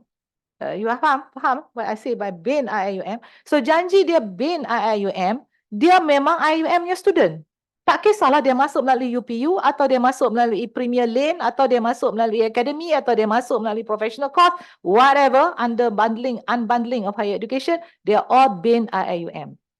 And they will bring in enrollment because they bin IIUM. Because IIUM will offer this not certificate anymore. I'm talking about deliverable, other alternative credentials. All right, still is bin IIUM. So those are all part and parcel of enrollment. Yeah. So this is what I mean lah. You can change your pricing. I don't know what your pricing lah. Sebab yang pricing yang melalui UPU is stuck. But the pricing melalui professional courses and the unbundling that we're talking about, micro credential dan sebagainya, all this change. Kalau you masuk Premier Lane, kalau kita buat, whenever kita buat this Premier Lane ni, so that is another way, yeah. And expand student recruitment to new regions. Jangan region OIC saja. Once you masuk professional courses, there's no need for you to be in OIC. The whole Malaysia is you punya ball game to now search for all this, yeah. So, okay. Next one is recruitment and hiring. There is a very high risk now that you cannot retain the staff. So, and IPTS tak sabar juga nak ambil all your professors. Because they don't have to train you. You must understand, every time your professor retire, there is 30 years of experience behind that person. You have 5 professors retire in 1 year. You have now 30 times 5, 150 years of experience gone from IIUM. IPTS ambil terus. Because they don't have, this professor don't have to undergo 30 years. Right? Dia ambil terus, dia beli that experience terus, masuk ke IPTS and they can fly. Because they know all the problem that is facing already in that 30 years of experience. That is why I say we need to retain the good ones. We need to retain. Dengan cara apa sajalah pun, honorary ke tak honorary ke, berbayar ke tak berbayar ke, but we need to retain because we don't want to lose that experience. Itulah habis cerita. But anyway, you need to increase pay ke, benefit ke, atau flexibility ke. You tahu tak macam mana you nak retain staff? Provide childcare option. It's a very simple thing. You don't have to raise their salary, tapi provide that childcare. Because lah ni childcare is very, very expensive. Right? So, macam mana pun dia nak tinggal IIUM, dia kena fikir 10 kali sebab childcare is not expensive. And if they go to any other corporate, whatever, a lot will be drained from their salary. Alright, so mungkin suami sajalah pergi, tetapi the wife will still be in IIUM. That comes to benefit from that. So it's a simple thing, but and yet you can retain the staff. Alright, but if you also charge childcare support in IIUM very high, then insyaAllah bye-bye juga lah kan. So macam tu lah. Okay, so operational pressures. Risk related to constraint on the institution process, financial stability dan sebagainya. Yang ni memang kena tengoklah the revenue stream, how to I think most important is improve cost control. Right, supaya sekarang ni kita kalau cost control tu if we have the cost control, that means there's a lot more money made available now for the university lah. Student mental health, yang ni kita kena look into this because this is serious matter because banyak students sekarang dulu tak ada suicide, sekarang ni student dah I panggil strawberry generation, strawberry lembek. Supaya mereka sekarang ni memang suicide ni kira quite normal. Masa dekat USM dulu budak ni nak terjun daripada tingkat 12. Tingkat 7. So I kata lain kali kalau nak betul terjun naik pergi tinggi sikit supaya you mati. So kalau you tingkat 7 and you jump down, you break some bone, still alive guna. So basically it's just a joke. Why you want to terjun? Why you want to suicide? Oh, because she doesn't love me. Budak yang cantik ni tak jatuh cinta dengan dia. Dia frah budak tu tak jatuh cinta dengan dia, so dia nak terjun daripada hostel. So tapi tingkat 7. So itulah. we managed to mitigate lah by panggil budak tu. We ask the budak perempuan to say good things to him, then dia tak jadi terjun. Dia budak laki-laki is not suicide, you know what I mean? So student mental health is something that you you need to handle it lah as well, yeah. That's why counselling ni is very important. And selalunya kita tak cukup counsellor, and then many student per counsellor pun tak dare nak jaga semua problem juga. Funding, malah cerita memang we have to increase this revenue stream lah for funding, ya. The other one is facilities. Macam mana I nak kata, kalau alatan tak calibrate, kalau lecture hall tak repair, skosi tak repair dalam lecture hall, tak payah cerita lah, semua you all faham lah. So that why you need the finance. You need to generate revenue in order to do all this as well. Regulatory and legal compliance are some of the legal risks that you need to look into. External pressure, okay, yang tu saya dah kata memang akan berlaku macam mana pun. Ada orang akan tell you fire this person, that all that. So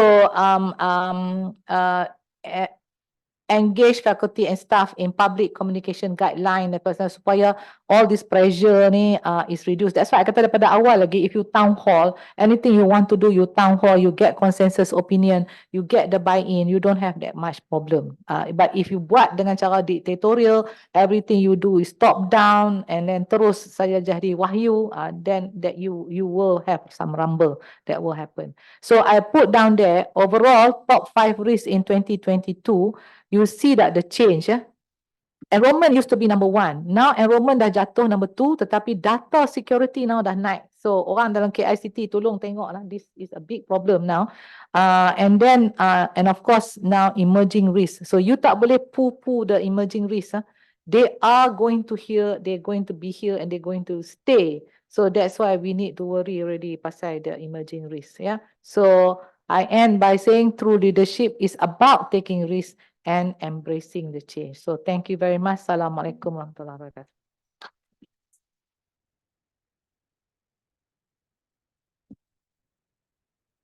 Alhamdulillah, Masya Allah, very enlightening session by our honorable speaker. Okay, without further ado, I'd like to open for question and answer session. Questions from our participants in Senate Hall, or perhaps participants in the Zoom session, if you like to ask question. Assalamualaikum, Prof. Jamal here. Tak ada soalan, means very good lah. Oh, chat ni banyak ni. Assalamualaikum. Can yeah. Look at the chat. The chat is a lot. Oh, comment. Oh, sorry. Assalamualaikum, Prof. Datuk. Yeah. Thank you very much for the talk. Nama dan tempat. My name is Nurul Fazin Hasbullah from Kuliah of Engineering. Ah. All right. In the talk, you mentioned about having a person in a meeting that point out the risk is good, right? So not all yes man. How about if there's a person that always is too negative, always all the risk, so you want to do change, but the person keep on telling all the problem. How do you handle that, Prof? Thank you. Dengan banyak sabar. Okay. Especially during my time masa IBC, dalam Senate ni akan ada makhluk yang macam tu lah. Tetapi and very famous for doing this. Throughout the life of USM Senate, nama ni akan menjadi nama yang digeruni. Right? So I said, apa aku nak buat ni kan? So basically what I did was I prepare for Senate. I read ahead, I find out what's the need, I buat pre-council, I do a lot of things supaya whatever I have to say tak langgar. Because orang ni very well read, dia tahu all the governance of the university like the back of dia punya tangan lah. So basically, I find that I had no problem with this person, provided that I do my homework well. Right? And so, selalunya orang yang kata macam tu kena find out pasal apa dia kata. Mungkin dia perlu counselling, itu akan kira lah. Tapi sometimes orang yang macam tu are very intelligent people. Instead they see things from a different perspective. So now it's up to you now to find out. That's why I kata panggil lah dia, minum teh dengan you. Alright, so have tea, you know, and teh tarik or whatever, and bagi you faham kenapa dia cakap macam tu. Kadang-kadang cara dia cakap tu on the surface, tapi sebenarnya if you have a more decent conversation dengan the person, you'll find out the more layers that this person have. So to me, I would spend that time because orang macam ni boleh jadi positive for me to move the PTJ. Like I said, because dia nampak the risk from a different perspective. Because semua orang lain nampak from one angle, tapi orang ni nampak from a different perspective that can help me to mitigate the risk. So I penat will find out. Prof. Yeah? Sometimes you feel penat nak handle macam mana? Yeah, this is the other thing. Bila jadi dekan, penat is not in your in dictionary. Yeah. So bila you jadi dekan, penat is not in your dictionary. So this is where a lot of people tak say. Jadi, right? Betul tak? Tolonglah jadi dekan, tak say. Right? Ataupun dia keluar malah bahasa, tak say. Right? Tak say as in do not want. Okay. All right. So okay. Because of this penat that you, I tell you, during my life, I say, give me R&D, give me hard work. I will do hard work. I hate most is people interaction because that takes a lot of time, a lot of your energy. It can sap you. It can also make or break your day lah habis cerita. Because sometimes, leaves a bad taste in your mouth for the whole day. And then you keep on thinking and thinking about it, so destroy the whole day. Tapi, like I said, bila you pegang this job, this is part and parcel of the job that you have to handle it. That's why I kata, kalau you tak say handle, you keep it on the back burner, makin lama benda ni duk brewing ni. That's why I say it will create the negative in your PTJ selagi benda ni brewing. So it's better that you handle it. That's why I kata proactively handle it. And okay, one way is that if you want something from that person, you go to see that person. Walaupun you dekan, you don't say like this. You come and see me, okay, because I'm the dean, okay. You don't do that. You want something from him because he is being negative all the time, right? So basically you want to find out more. You go to see him. If somebody wants something from you, then you come to see me. Nampak? Because now I make the decision. So you, nampak tak? Cara kita dalam admin ni bagi dekan-dekan duk dengar. In admin, if you want something from that person, you want cooperation, you want collaboration, you go to see. If that person wants something from you, then you say you come and see me. Boleh faham? The difference. This ni baby boomer bercakap. Orang tua-tua bercakap. Tapi, generation now, you talk melalui apa? Internet. You are communicating like this. Lepas tu email my, email P, WhatsApp my, WhatsApp P. Berkelai tang situ lah. Betul? Because there's no people interaction. I don't care you're Gen Z or Gen whatever. Right? Sometimes they do by email, sometimes they do by... You tahu tak? Because you tak tengok orang tu punya face, or you tak tengok orang tu punya body language, you just baca apa yang orang tu tulis, you dah sakit hati dah. Mengendur tu dah menguap-nguap dah, and then you start being, and then, awak dia ni marah kat aku sangat, padahal aku mean as a joke for something like that, So that's why I say, when push comes to shove like this, go and meet the person lah. Right? Because body language to me matters. Dia nak joke ke? Dia sebenarnya niat dia okay ke? You know what I mean? Jangan think negatif lah. Think positif dulu. Sebelum you nak melulu buat tindakan. You know what I mean? Okay. Thank you very much, Prof. Prof, can I? Not sure whether they. Prof Jamal, you have unmute. Do you have questions? Yeah. Can you hear me? Dia dah keras lah. Can you hear me?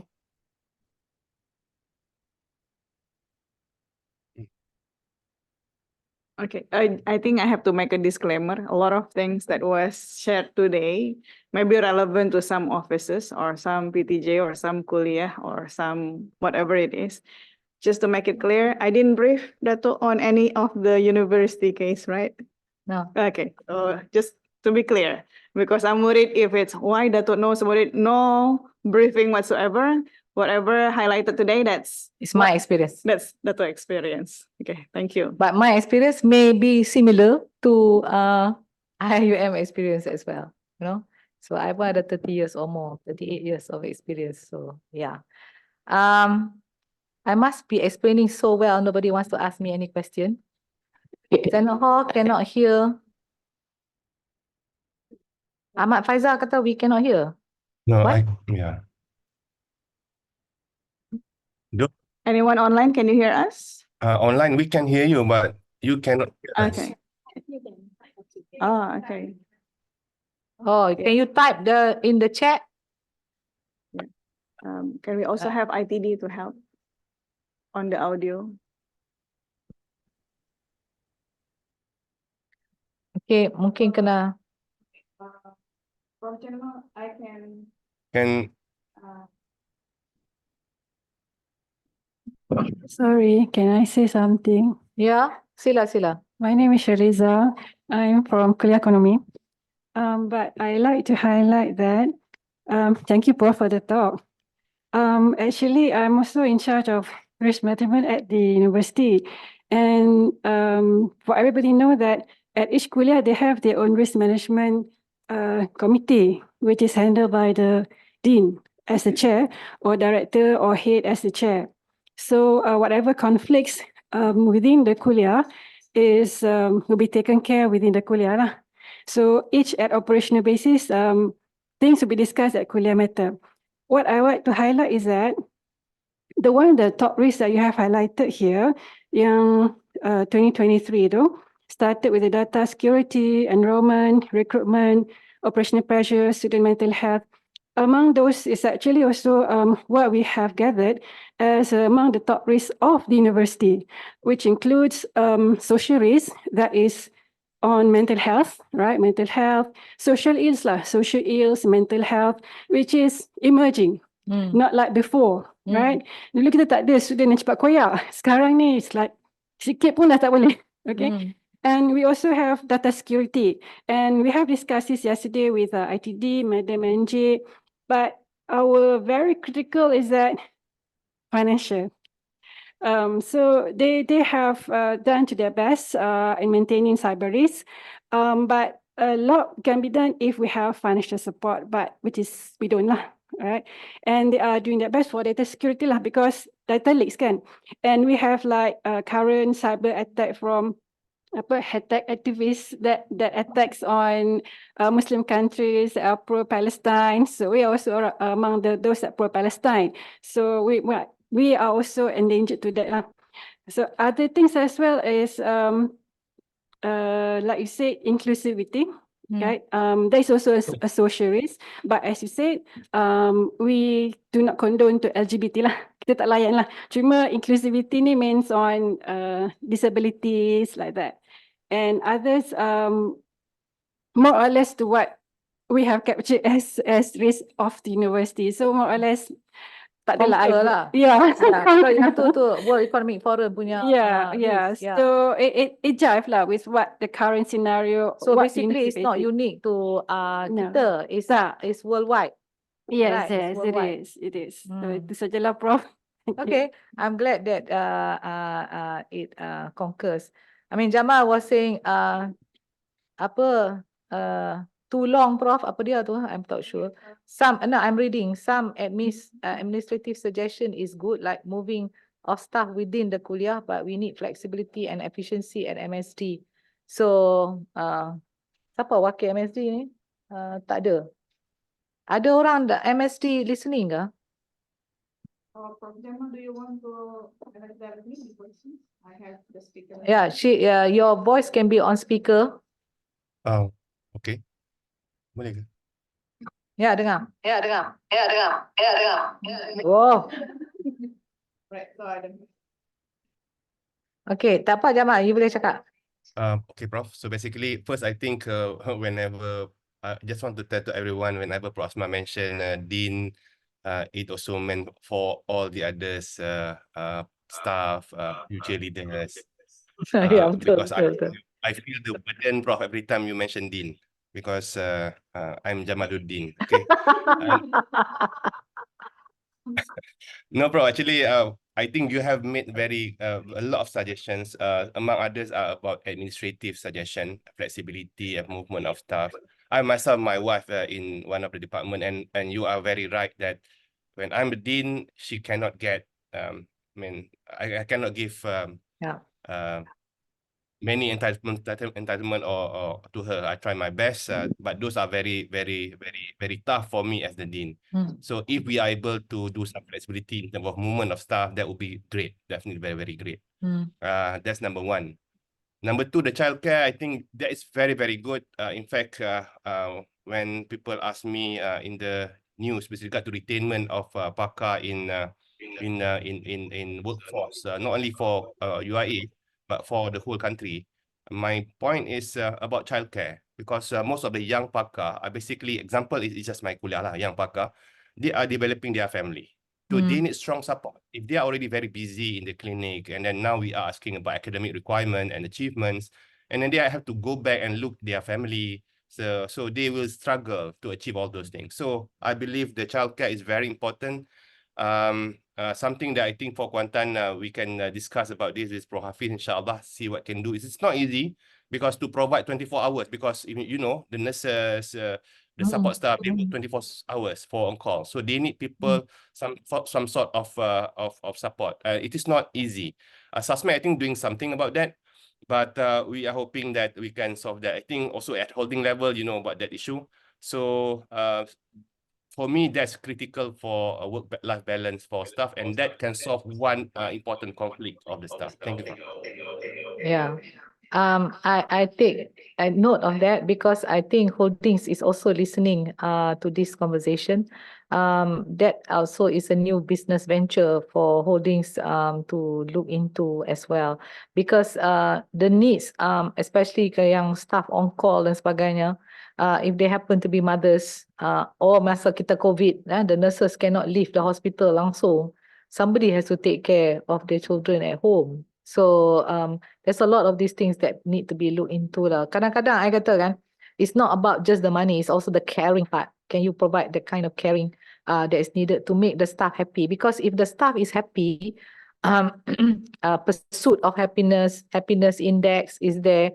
Many don't care about salary. They will stay and they will walk the mile for the university. I think there's a difference in that. Mereka yang very money centered, they will leave anyway. But mereka yang those in between, at least we can retain and make them have the pursuit of happiness while they are working for IIUM. Yeah, I think that's something that I think should be discussed at campus level or among Dean's Council ke, something like that lah. I mean, you guys are in a better position. I mean, I'm not in the capacity to be able to make that decision, but it's something that can be brought forward for discussion. Kurang-kurangnya kita discuss supaya benda tu is tabled and benda tu is minuted, and therefore somebody has to make a decision. But if the benda tu is not discussed, then it's nothing. You know what I mean? So just to have some being tabled, I think that's enough to meet halfway. Okay, thank you, Prof. Jamal. Can I ask? Yeah, sure. So, yeah, my question, I'm not sure whether it's relevant to others, but this is my observations being in IIUM for 13, 14 years now. This is the university which I think, when conflict, both sides feels terzolimi. Datuk. Yang salah merasa terzolimi, yang benar merasa terzolimi. Because both feels that this is Islamic, we have to help each other, but the part that sometimes that we have to make unpopular decisions, that we have to sometimes again follow the rules, that is perceived as something that is un-Islamic from the perceptions of ukhuwah. So the concept is being conflict unproportionally. So when this is against I think this is the culture. This is not Islamic, right? This is the culture. So if the culture is like this, which one that we have to go first? Because I've been in such situations, and it feels so bad to make very unpopular decisions. So I'm very sure some deans would probably face similar challenges. What would be the best advice for these people who encounter similar experience as us? Thank you. Susah nak jawab tu. I rasa I have to look at it case by case. Tak, it cannot be a one size fits all. So you have to look at the case and then make the decision from there. But I would gather more information sebelum dizalimi atau tak dizalimi. I would gather more information on that. I don't know whether this will answer your question or not. But if, for example, you have someone yang you have to make that decision and say that you are found guilty, right? There was a tindakan tata tertib and you are found guilty. I'm just using this as a case, yeah? And you are found guilty. Once found guilty to a pensyarah, especially when brought by PUU to a tindakan tata tertib committee, I told you you're dead, right? So basically, once that happened, dia akan jatuh hukuman. So bila jatuh hukuman tu, it will make whoever is the chair to be very unpopular lah. But you have to be, you have listened to both sides. Jadi judge lah, jadi judge you kena make that decision lah. So I usually call that person after the decision that dia kena X, Y, Z, yeah, or have to leave the university, or have to ambil tindakan tata tertib or whatever. So I will call the person in because as the dean or as the VC, you kena ingat ya, any charge yang jatuh kepada pensyarah, repercussion dia is a lot more than just simply the charge.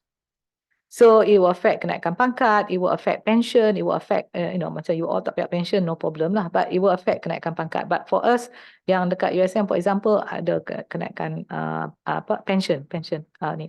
So, walaupun lekat for $500, your pension is also gone. Nampak tak? If they accused of embezzlement, gedebak-gedebuk is only RM500, but RM500, bila found guilty, maknanya pension is affected. So basically that's a big deal, right? So bottom line, I sebelum masuk tindakan, if I now find that the evidence is a lot, the evidence is a lot, and that fellow akan kalah dalam tindakan tata tertib, I would call that person in. This is what I do. Tapi orang lain maybe different things lah. Kata, no, I bring it, go tindakan.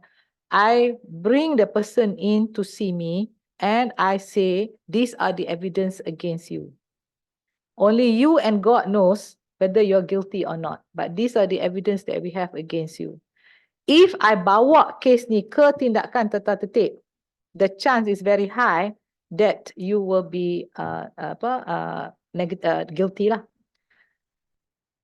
For your sake, for the fact that you have contributed to the university for X number of years, please ambil early retirement.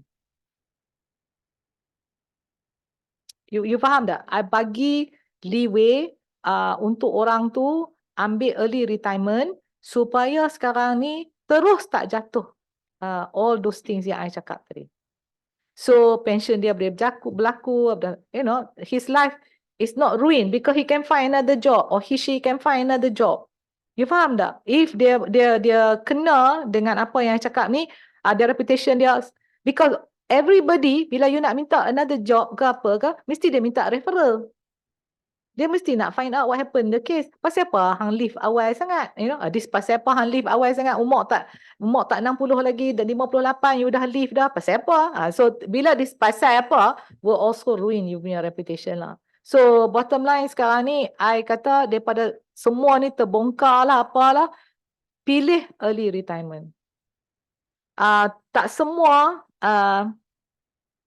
yang ambil that route, tapi bagi saya, I follow that, itu I punya lah. For example, if orang tu tak sabar macam ni, nak leave the university. Dia dah dapat job apa semua, dia nak leave university. But I find that orang tu memang very good tau. Tapi it's a rugi for the university to have that person gone. So I bagi dia plan B.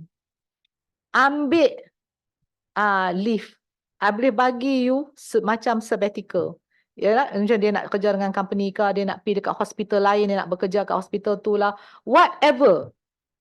You know, you dengan permission, you boleh leave for up to 5 years. Untuk meneroka, always the people always saying that the grass is greener on the other side lah. Right? I bagi dia leeway to pergi because most of the time yang I bagi, they already feel obligated to the university. Because university care enough to bagi dia try pergi to what he or she consider as the greener. The grass is always green on the other side, right? Until dia kerja tempat tu, dia kata, oh my God, it's better to be. Kalau dia keluar, dia tak boleh kembali. Tetapi kalau I bagi dia pergi, right, dia akan kembali.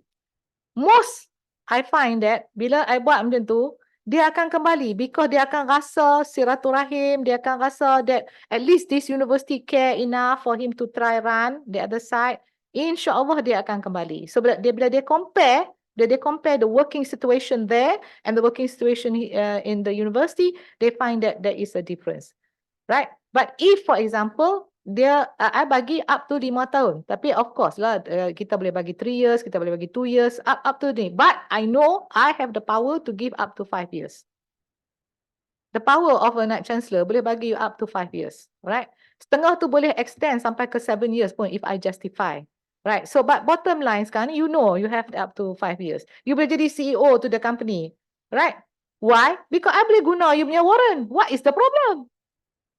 The day you leave, you tak boleh dapat 2 gaji. So I will use your warrant and hire somebody else to, and usually I put in expatriate lah. Sebab expatriate kita boleh habis kontrak 5 tahun atau 3 tahun. So I see that ni. Sama juga when I became the VC, I have to leave.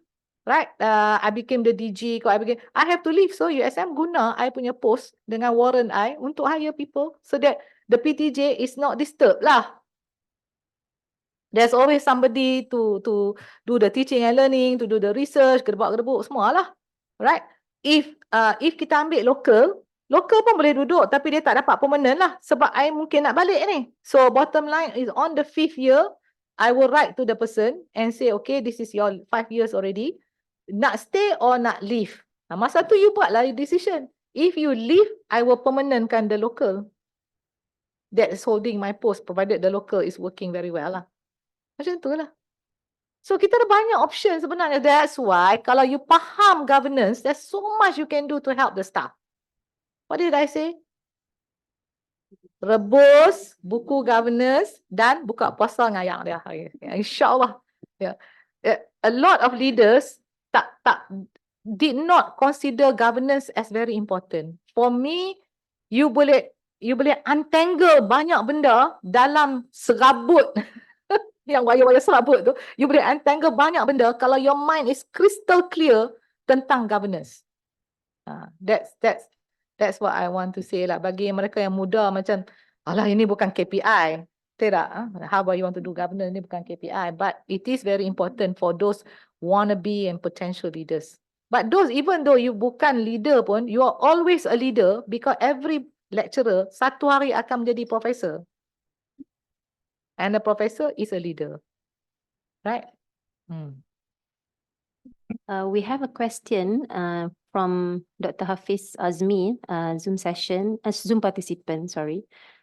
Salam Datuk, thanks for the talk. Very inspiring. My question as an ikan bilis, ordinary lecturer.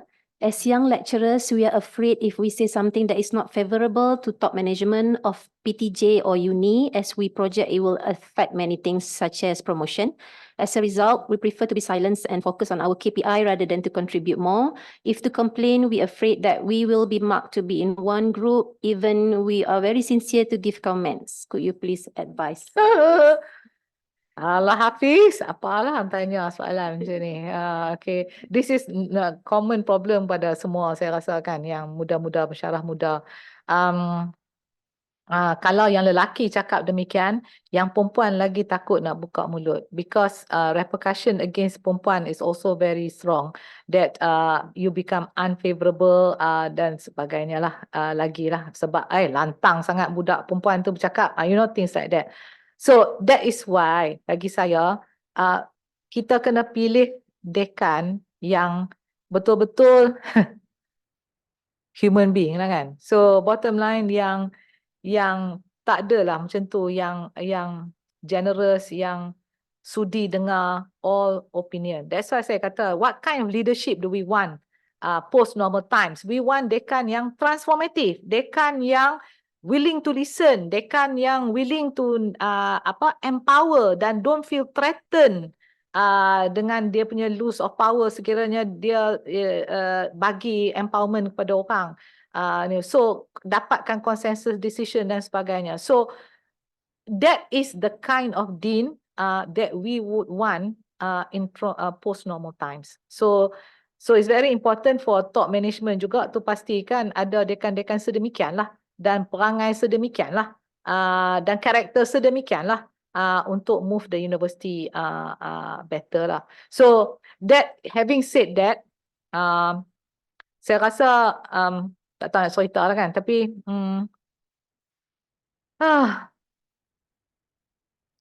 kalau saya tukar lah. Saya bagi masa untuk the leader. I tak tukar immediately. I akan tukar after their term to find a better one supaya tak ni. Tapi I would call the dean. If that is the case, I would call the dean. I will have a conversation with the dean. Selalunya bila I call the dean, terbalik kod ya, saya selalu sediakan kotak tisu. Kadang-kadang yang menangis tu bukan yang wanita, yang si lelaki ni yang menangis. So saya pun kotak tisu saya kena, sebab I cannot pat the bag apa semua kan. So letaklah kotak tisu. Semua mereka akan ambil lah tisu tu semua. So yes, that has happened. Because bila mereka bicara dengan kita, barulah kita find out apa sebenarnya, dan kita pun boleh cakap dengan dia sebenarnya ada apa-apa yang berlaku dan sebagainya. So I think warrant for whoever in the top management to also talk to the deans to make sure that they're cool sikit lah or chill sikit lah in how they may approach. Sebab tu kita ada ombudsman. Right, ombudsman is another one yang boleh bicara macam tu. Ataupun the VC can cari orang tua dalam PTJ tu yang semua orang dengar kan, dan minta orang tua tu untuk apa nak panggil orang tua yang mature tu, yang mature untuk bicara-bicara lah, pacify the shackles whatever lah. So dia ada banyak cara untuk ni, provided the young one tu is making sense juga. Kadang-kadang young one pun terlalu bold, cakap pun benda keras, so it's always a two-way street. So that's what did I say? Handle people is most difficult, right? Compared to, I would rather take the hard work. But that's what it takes lah when you become the number one anywhere. You have to have that kind of compassion, empathy, sympathy, all that. Apa benda tu? Makasih syariah kan? Bukan Pak yang puasa. No, you have to have the Islamic way. Khair, ya, okay. Khair, ya. Apa lagi? Benda khair tu bukan ada ke dekat wall somewhere? Ya. Khair lah, ikra' lah. Kan? So you are embodying it lah. Kata. Okay. I tak tahu bila I jawab Kak Yu dah habis. Tapi saya rasa kalau macam dalam keadaan PTJ, elok kita ada orang tua seorang yang boleh pacify situation, especially masa majlis ke, masa apa-apa ke, supaya cool down lah ni, and chill sikit lah in the way we run the PTJ. That was the last question. One more. Boleh. Assalamualaikum warahmatullahi. Sama. Thank you, Prof, for the talk. I just want to ask whether leaders who are more like open door policy, very compassionate, very people to people punya orang, they are thought as weak or they are senang dipijak kepala. Because sometimes when we are very open to our staff, we accommodate a lot of things to smooth out works and whatnot. We are those people are looked as weak sometimes. Senang bos ni dipujuk untuk buat something, and people are saying that bos ni boleh ditarik ke sini, ditarik ke sana, and it look as weak lah. Adakah itu pandangan yang orang pandang lah sebegitu? Ada kalanya well, weak atau tidak will always depend on how you are making that decision. Masa majlis dan sebagainya. If now, because like I said, untuk kita nak mengenali what is going on and gathering information, there's bound to be meeting people sana, meeting sini, meeting everywhere. But at the end of the day, bila kita make decision and the decision is a respected decision, orang tak akan kata kita weak. However, kalau decision yang kita buat tu nampak sangat macam kita weak, then perception yang kita weak tu betul lah.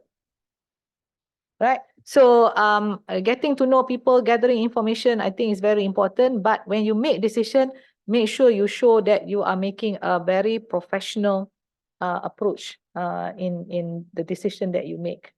Supaya that's why I kata at the end of the day, it's better, I kata kan, buat apalah you duk pening kepala untuk come up with strategies and whatnot. Tak perlu. Tak perlu. You panggil semua. I prefer collective intelligence.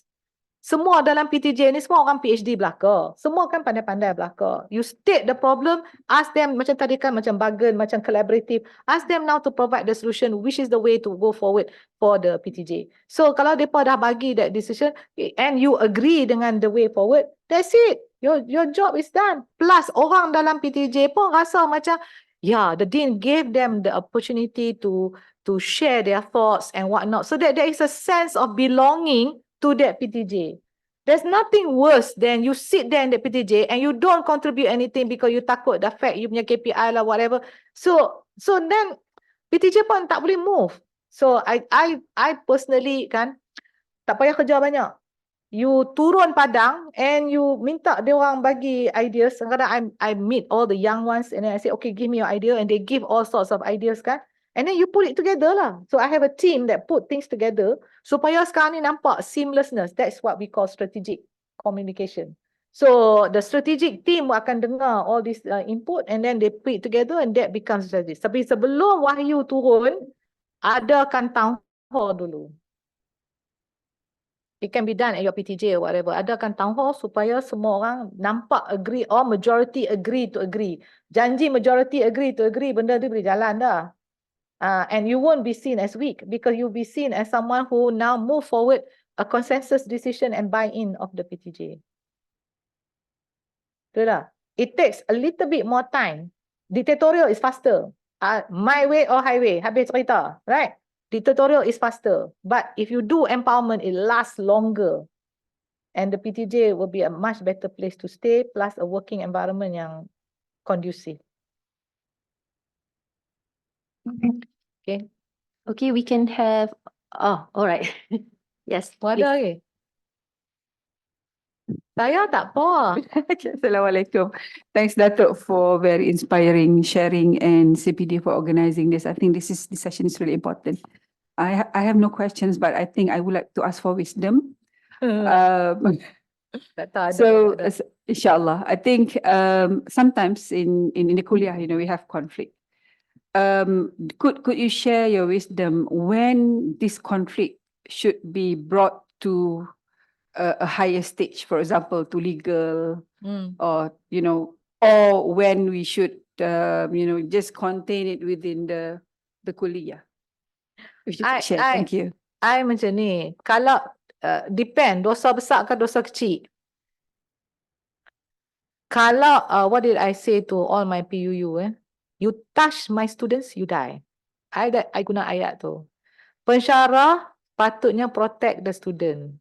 Touch the student means sexual harassment, whatever that they do, right, kepada student, and the student can be a Masters of Medicine student, or it can be a nurse, or can be mana-mana yang you boleh guna you punya power lah, right, because dia punya thesis, dia punya apa is dependent on you, right. So I say, if you touch the student, you die. You die means I will ambil tindakan. So itu bagi I adalah dosa besar. Sebab seorang pensyarah cannot cross that line. Habis cerita. Right? So there are things yang bagi I habis cerita. No discussion. Right? Provided you are guilty means you are guilty and I will bring you all the way to hell lah. That's me. That's me. Maknanya I'm held means tindakan tata tertib. I akan bawa naik. Right? Macam dikatakan, sometimes boleh tak retain dalam kuliah. Benda yang macam sexual harassment, yang macam you ganggu pelajar, you minta favors from budak in order budak to pass, you know, that kind of stuff. If found out and found guilty, alright, I will keluarkan daripada kuliah and bring it to the top.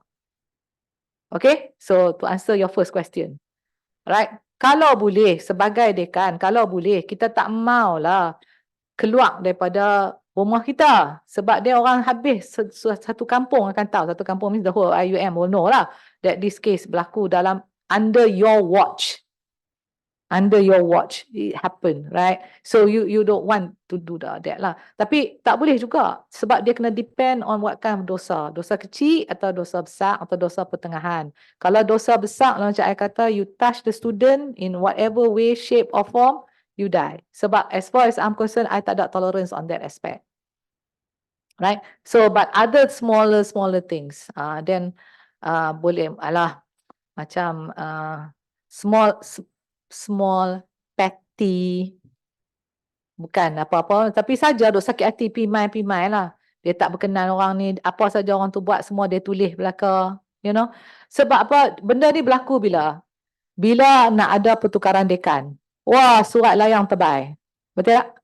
Bila nak ada pertukaran naib chancellor, surat layang lagi tebal. Right? Bila nak ada you faham what I'm trying to say? Bila dah habis orang tu memegang jawatan, nak ada orang baru naik ni, banyak surat layang akan keluar. When I was DG, you know, I have the whole universities, IPTA, IPTS. So you will see lah, naib chancellor ni nak habis, dia nak suruh naib chancellor ni naik, habis yang pasal lama punya keluar. So I measure berapa kati the surat, hello, I can get like this high, surat layang that comes up. Maknanya, aku suruh tulis paper, tak tulis paper. Tapi tulis surat layang ada masa. Ada masa dia nak tulis surat layang tu, you know, and they're very creative, you know, the surat layang when you start to baca, you know. So, that's the thing lah. So, that's why I say gather information and make your decision. Whether some worth investigating further atau some tu kira boleh tutup file lah. Right. I selalu, because what did I say? Kalau ada surat layang, do we cater or not? So memang bahagian BGA, which is bahagian governance, akan menulis, kami telah mendapat this kind of letter yang menyatakan da.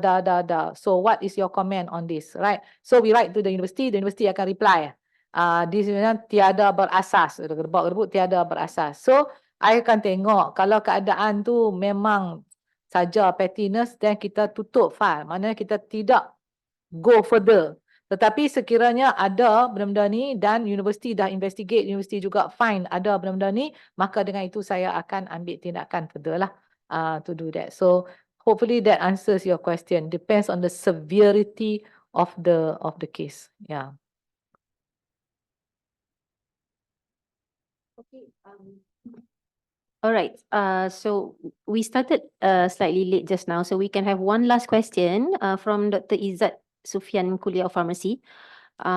He would like to ask your opinion, Datuk, regarding inclusivity, where at corporate and private sectors, they already in movement on empowering the youth and also the PWD, people with disabilities. What is your opinion on IIUM on this matter? Already in all aspects, which include the resources and risk management. Susah aku nak jawab ni. Izzat, kau ni ingat aku ni VC ke apa ni? You know, I think whatever that needs to be done lah, under sejahtera ke, under Musrah in Action ke, under something or other lah kan. I don't want to comment on this because Izzat, I'm so sorry. I tak tahu everything that is happening because I'm not in top management. So I hanya tengok apa yang dapat kita lihat sajalah. Tapi I think it's not fair for me to jawab. I think top management should be the one yang jawab this lah. So kalau apa yang Izzat dok kata tu mungkin pihak dekan ataupun pihak pengarah kampus di Kuantan can probably answer this better. Sorry, I don't know enough to make my comment and it's not fair to make that comment. Sorry ya, Izzat. All right. Alhamdulillah, we have reached the end of our session today. I would like to record our heartfelt special thanks to our speaker, Prof. Emerita Datuk Dr. Asma, for her invaluable contribution in today's seminar. Alhamdulillah, thank you very much, Datuk. And also to all participants in Zoom as well as in Senate Hall today, thank you very much for your active participation and for attending our session today. Thank you again. Let us all end with the Suratul Ans and Tasbih Kafarah.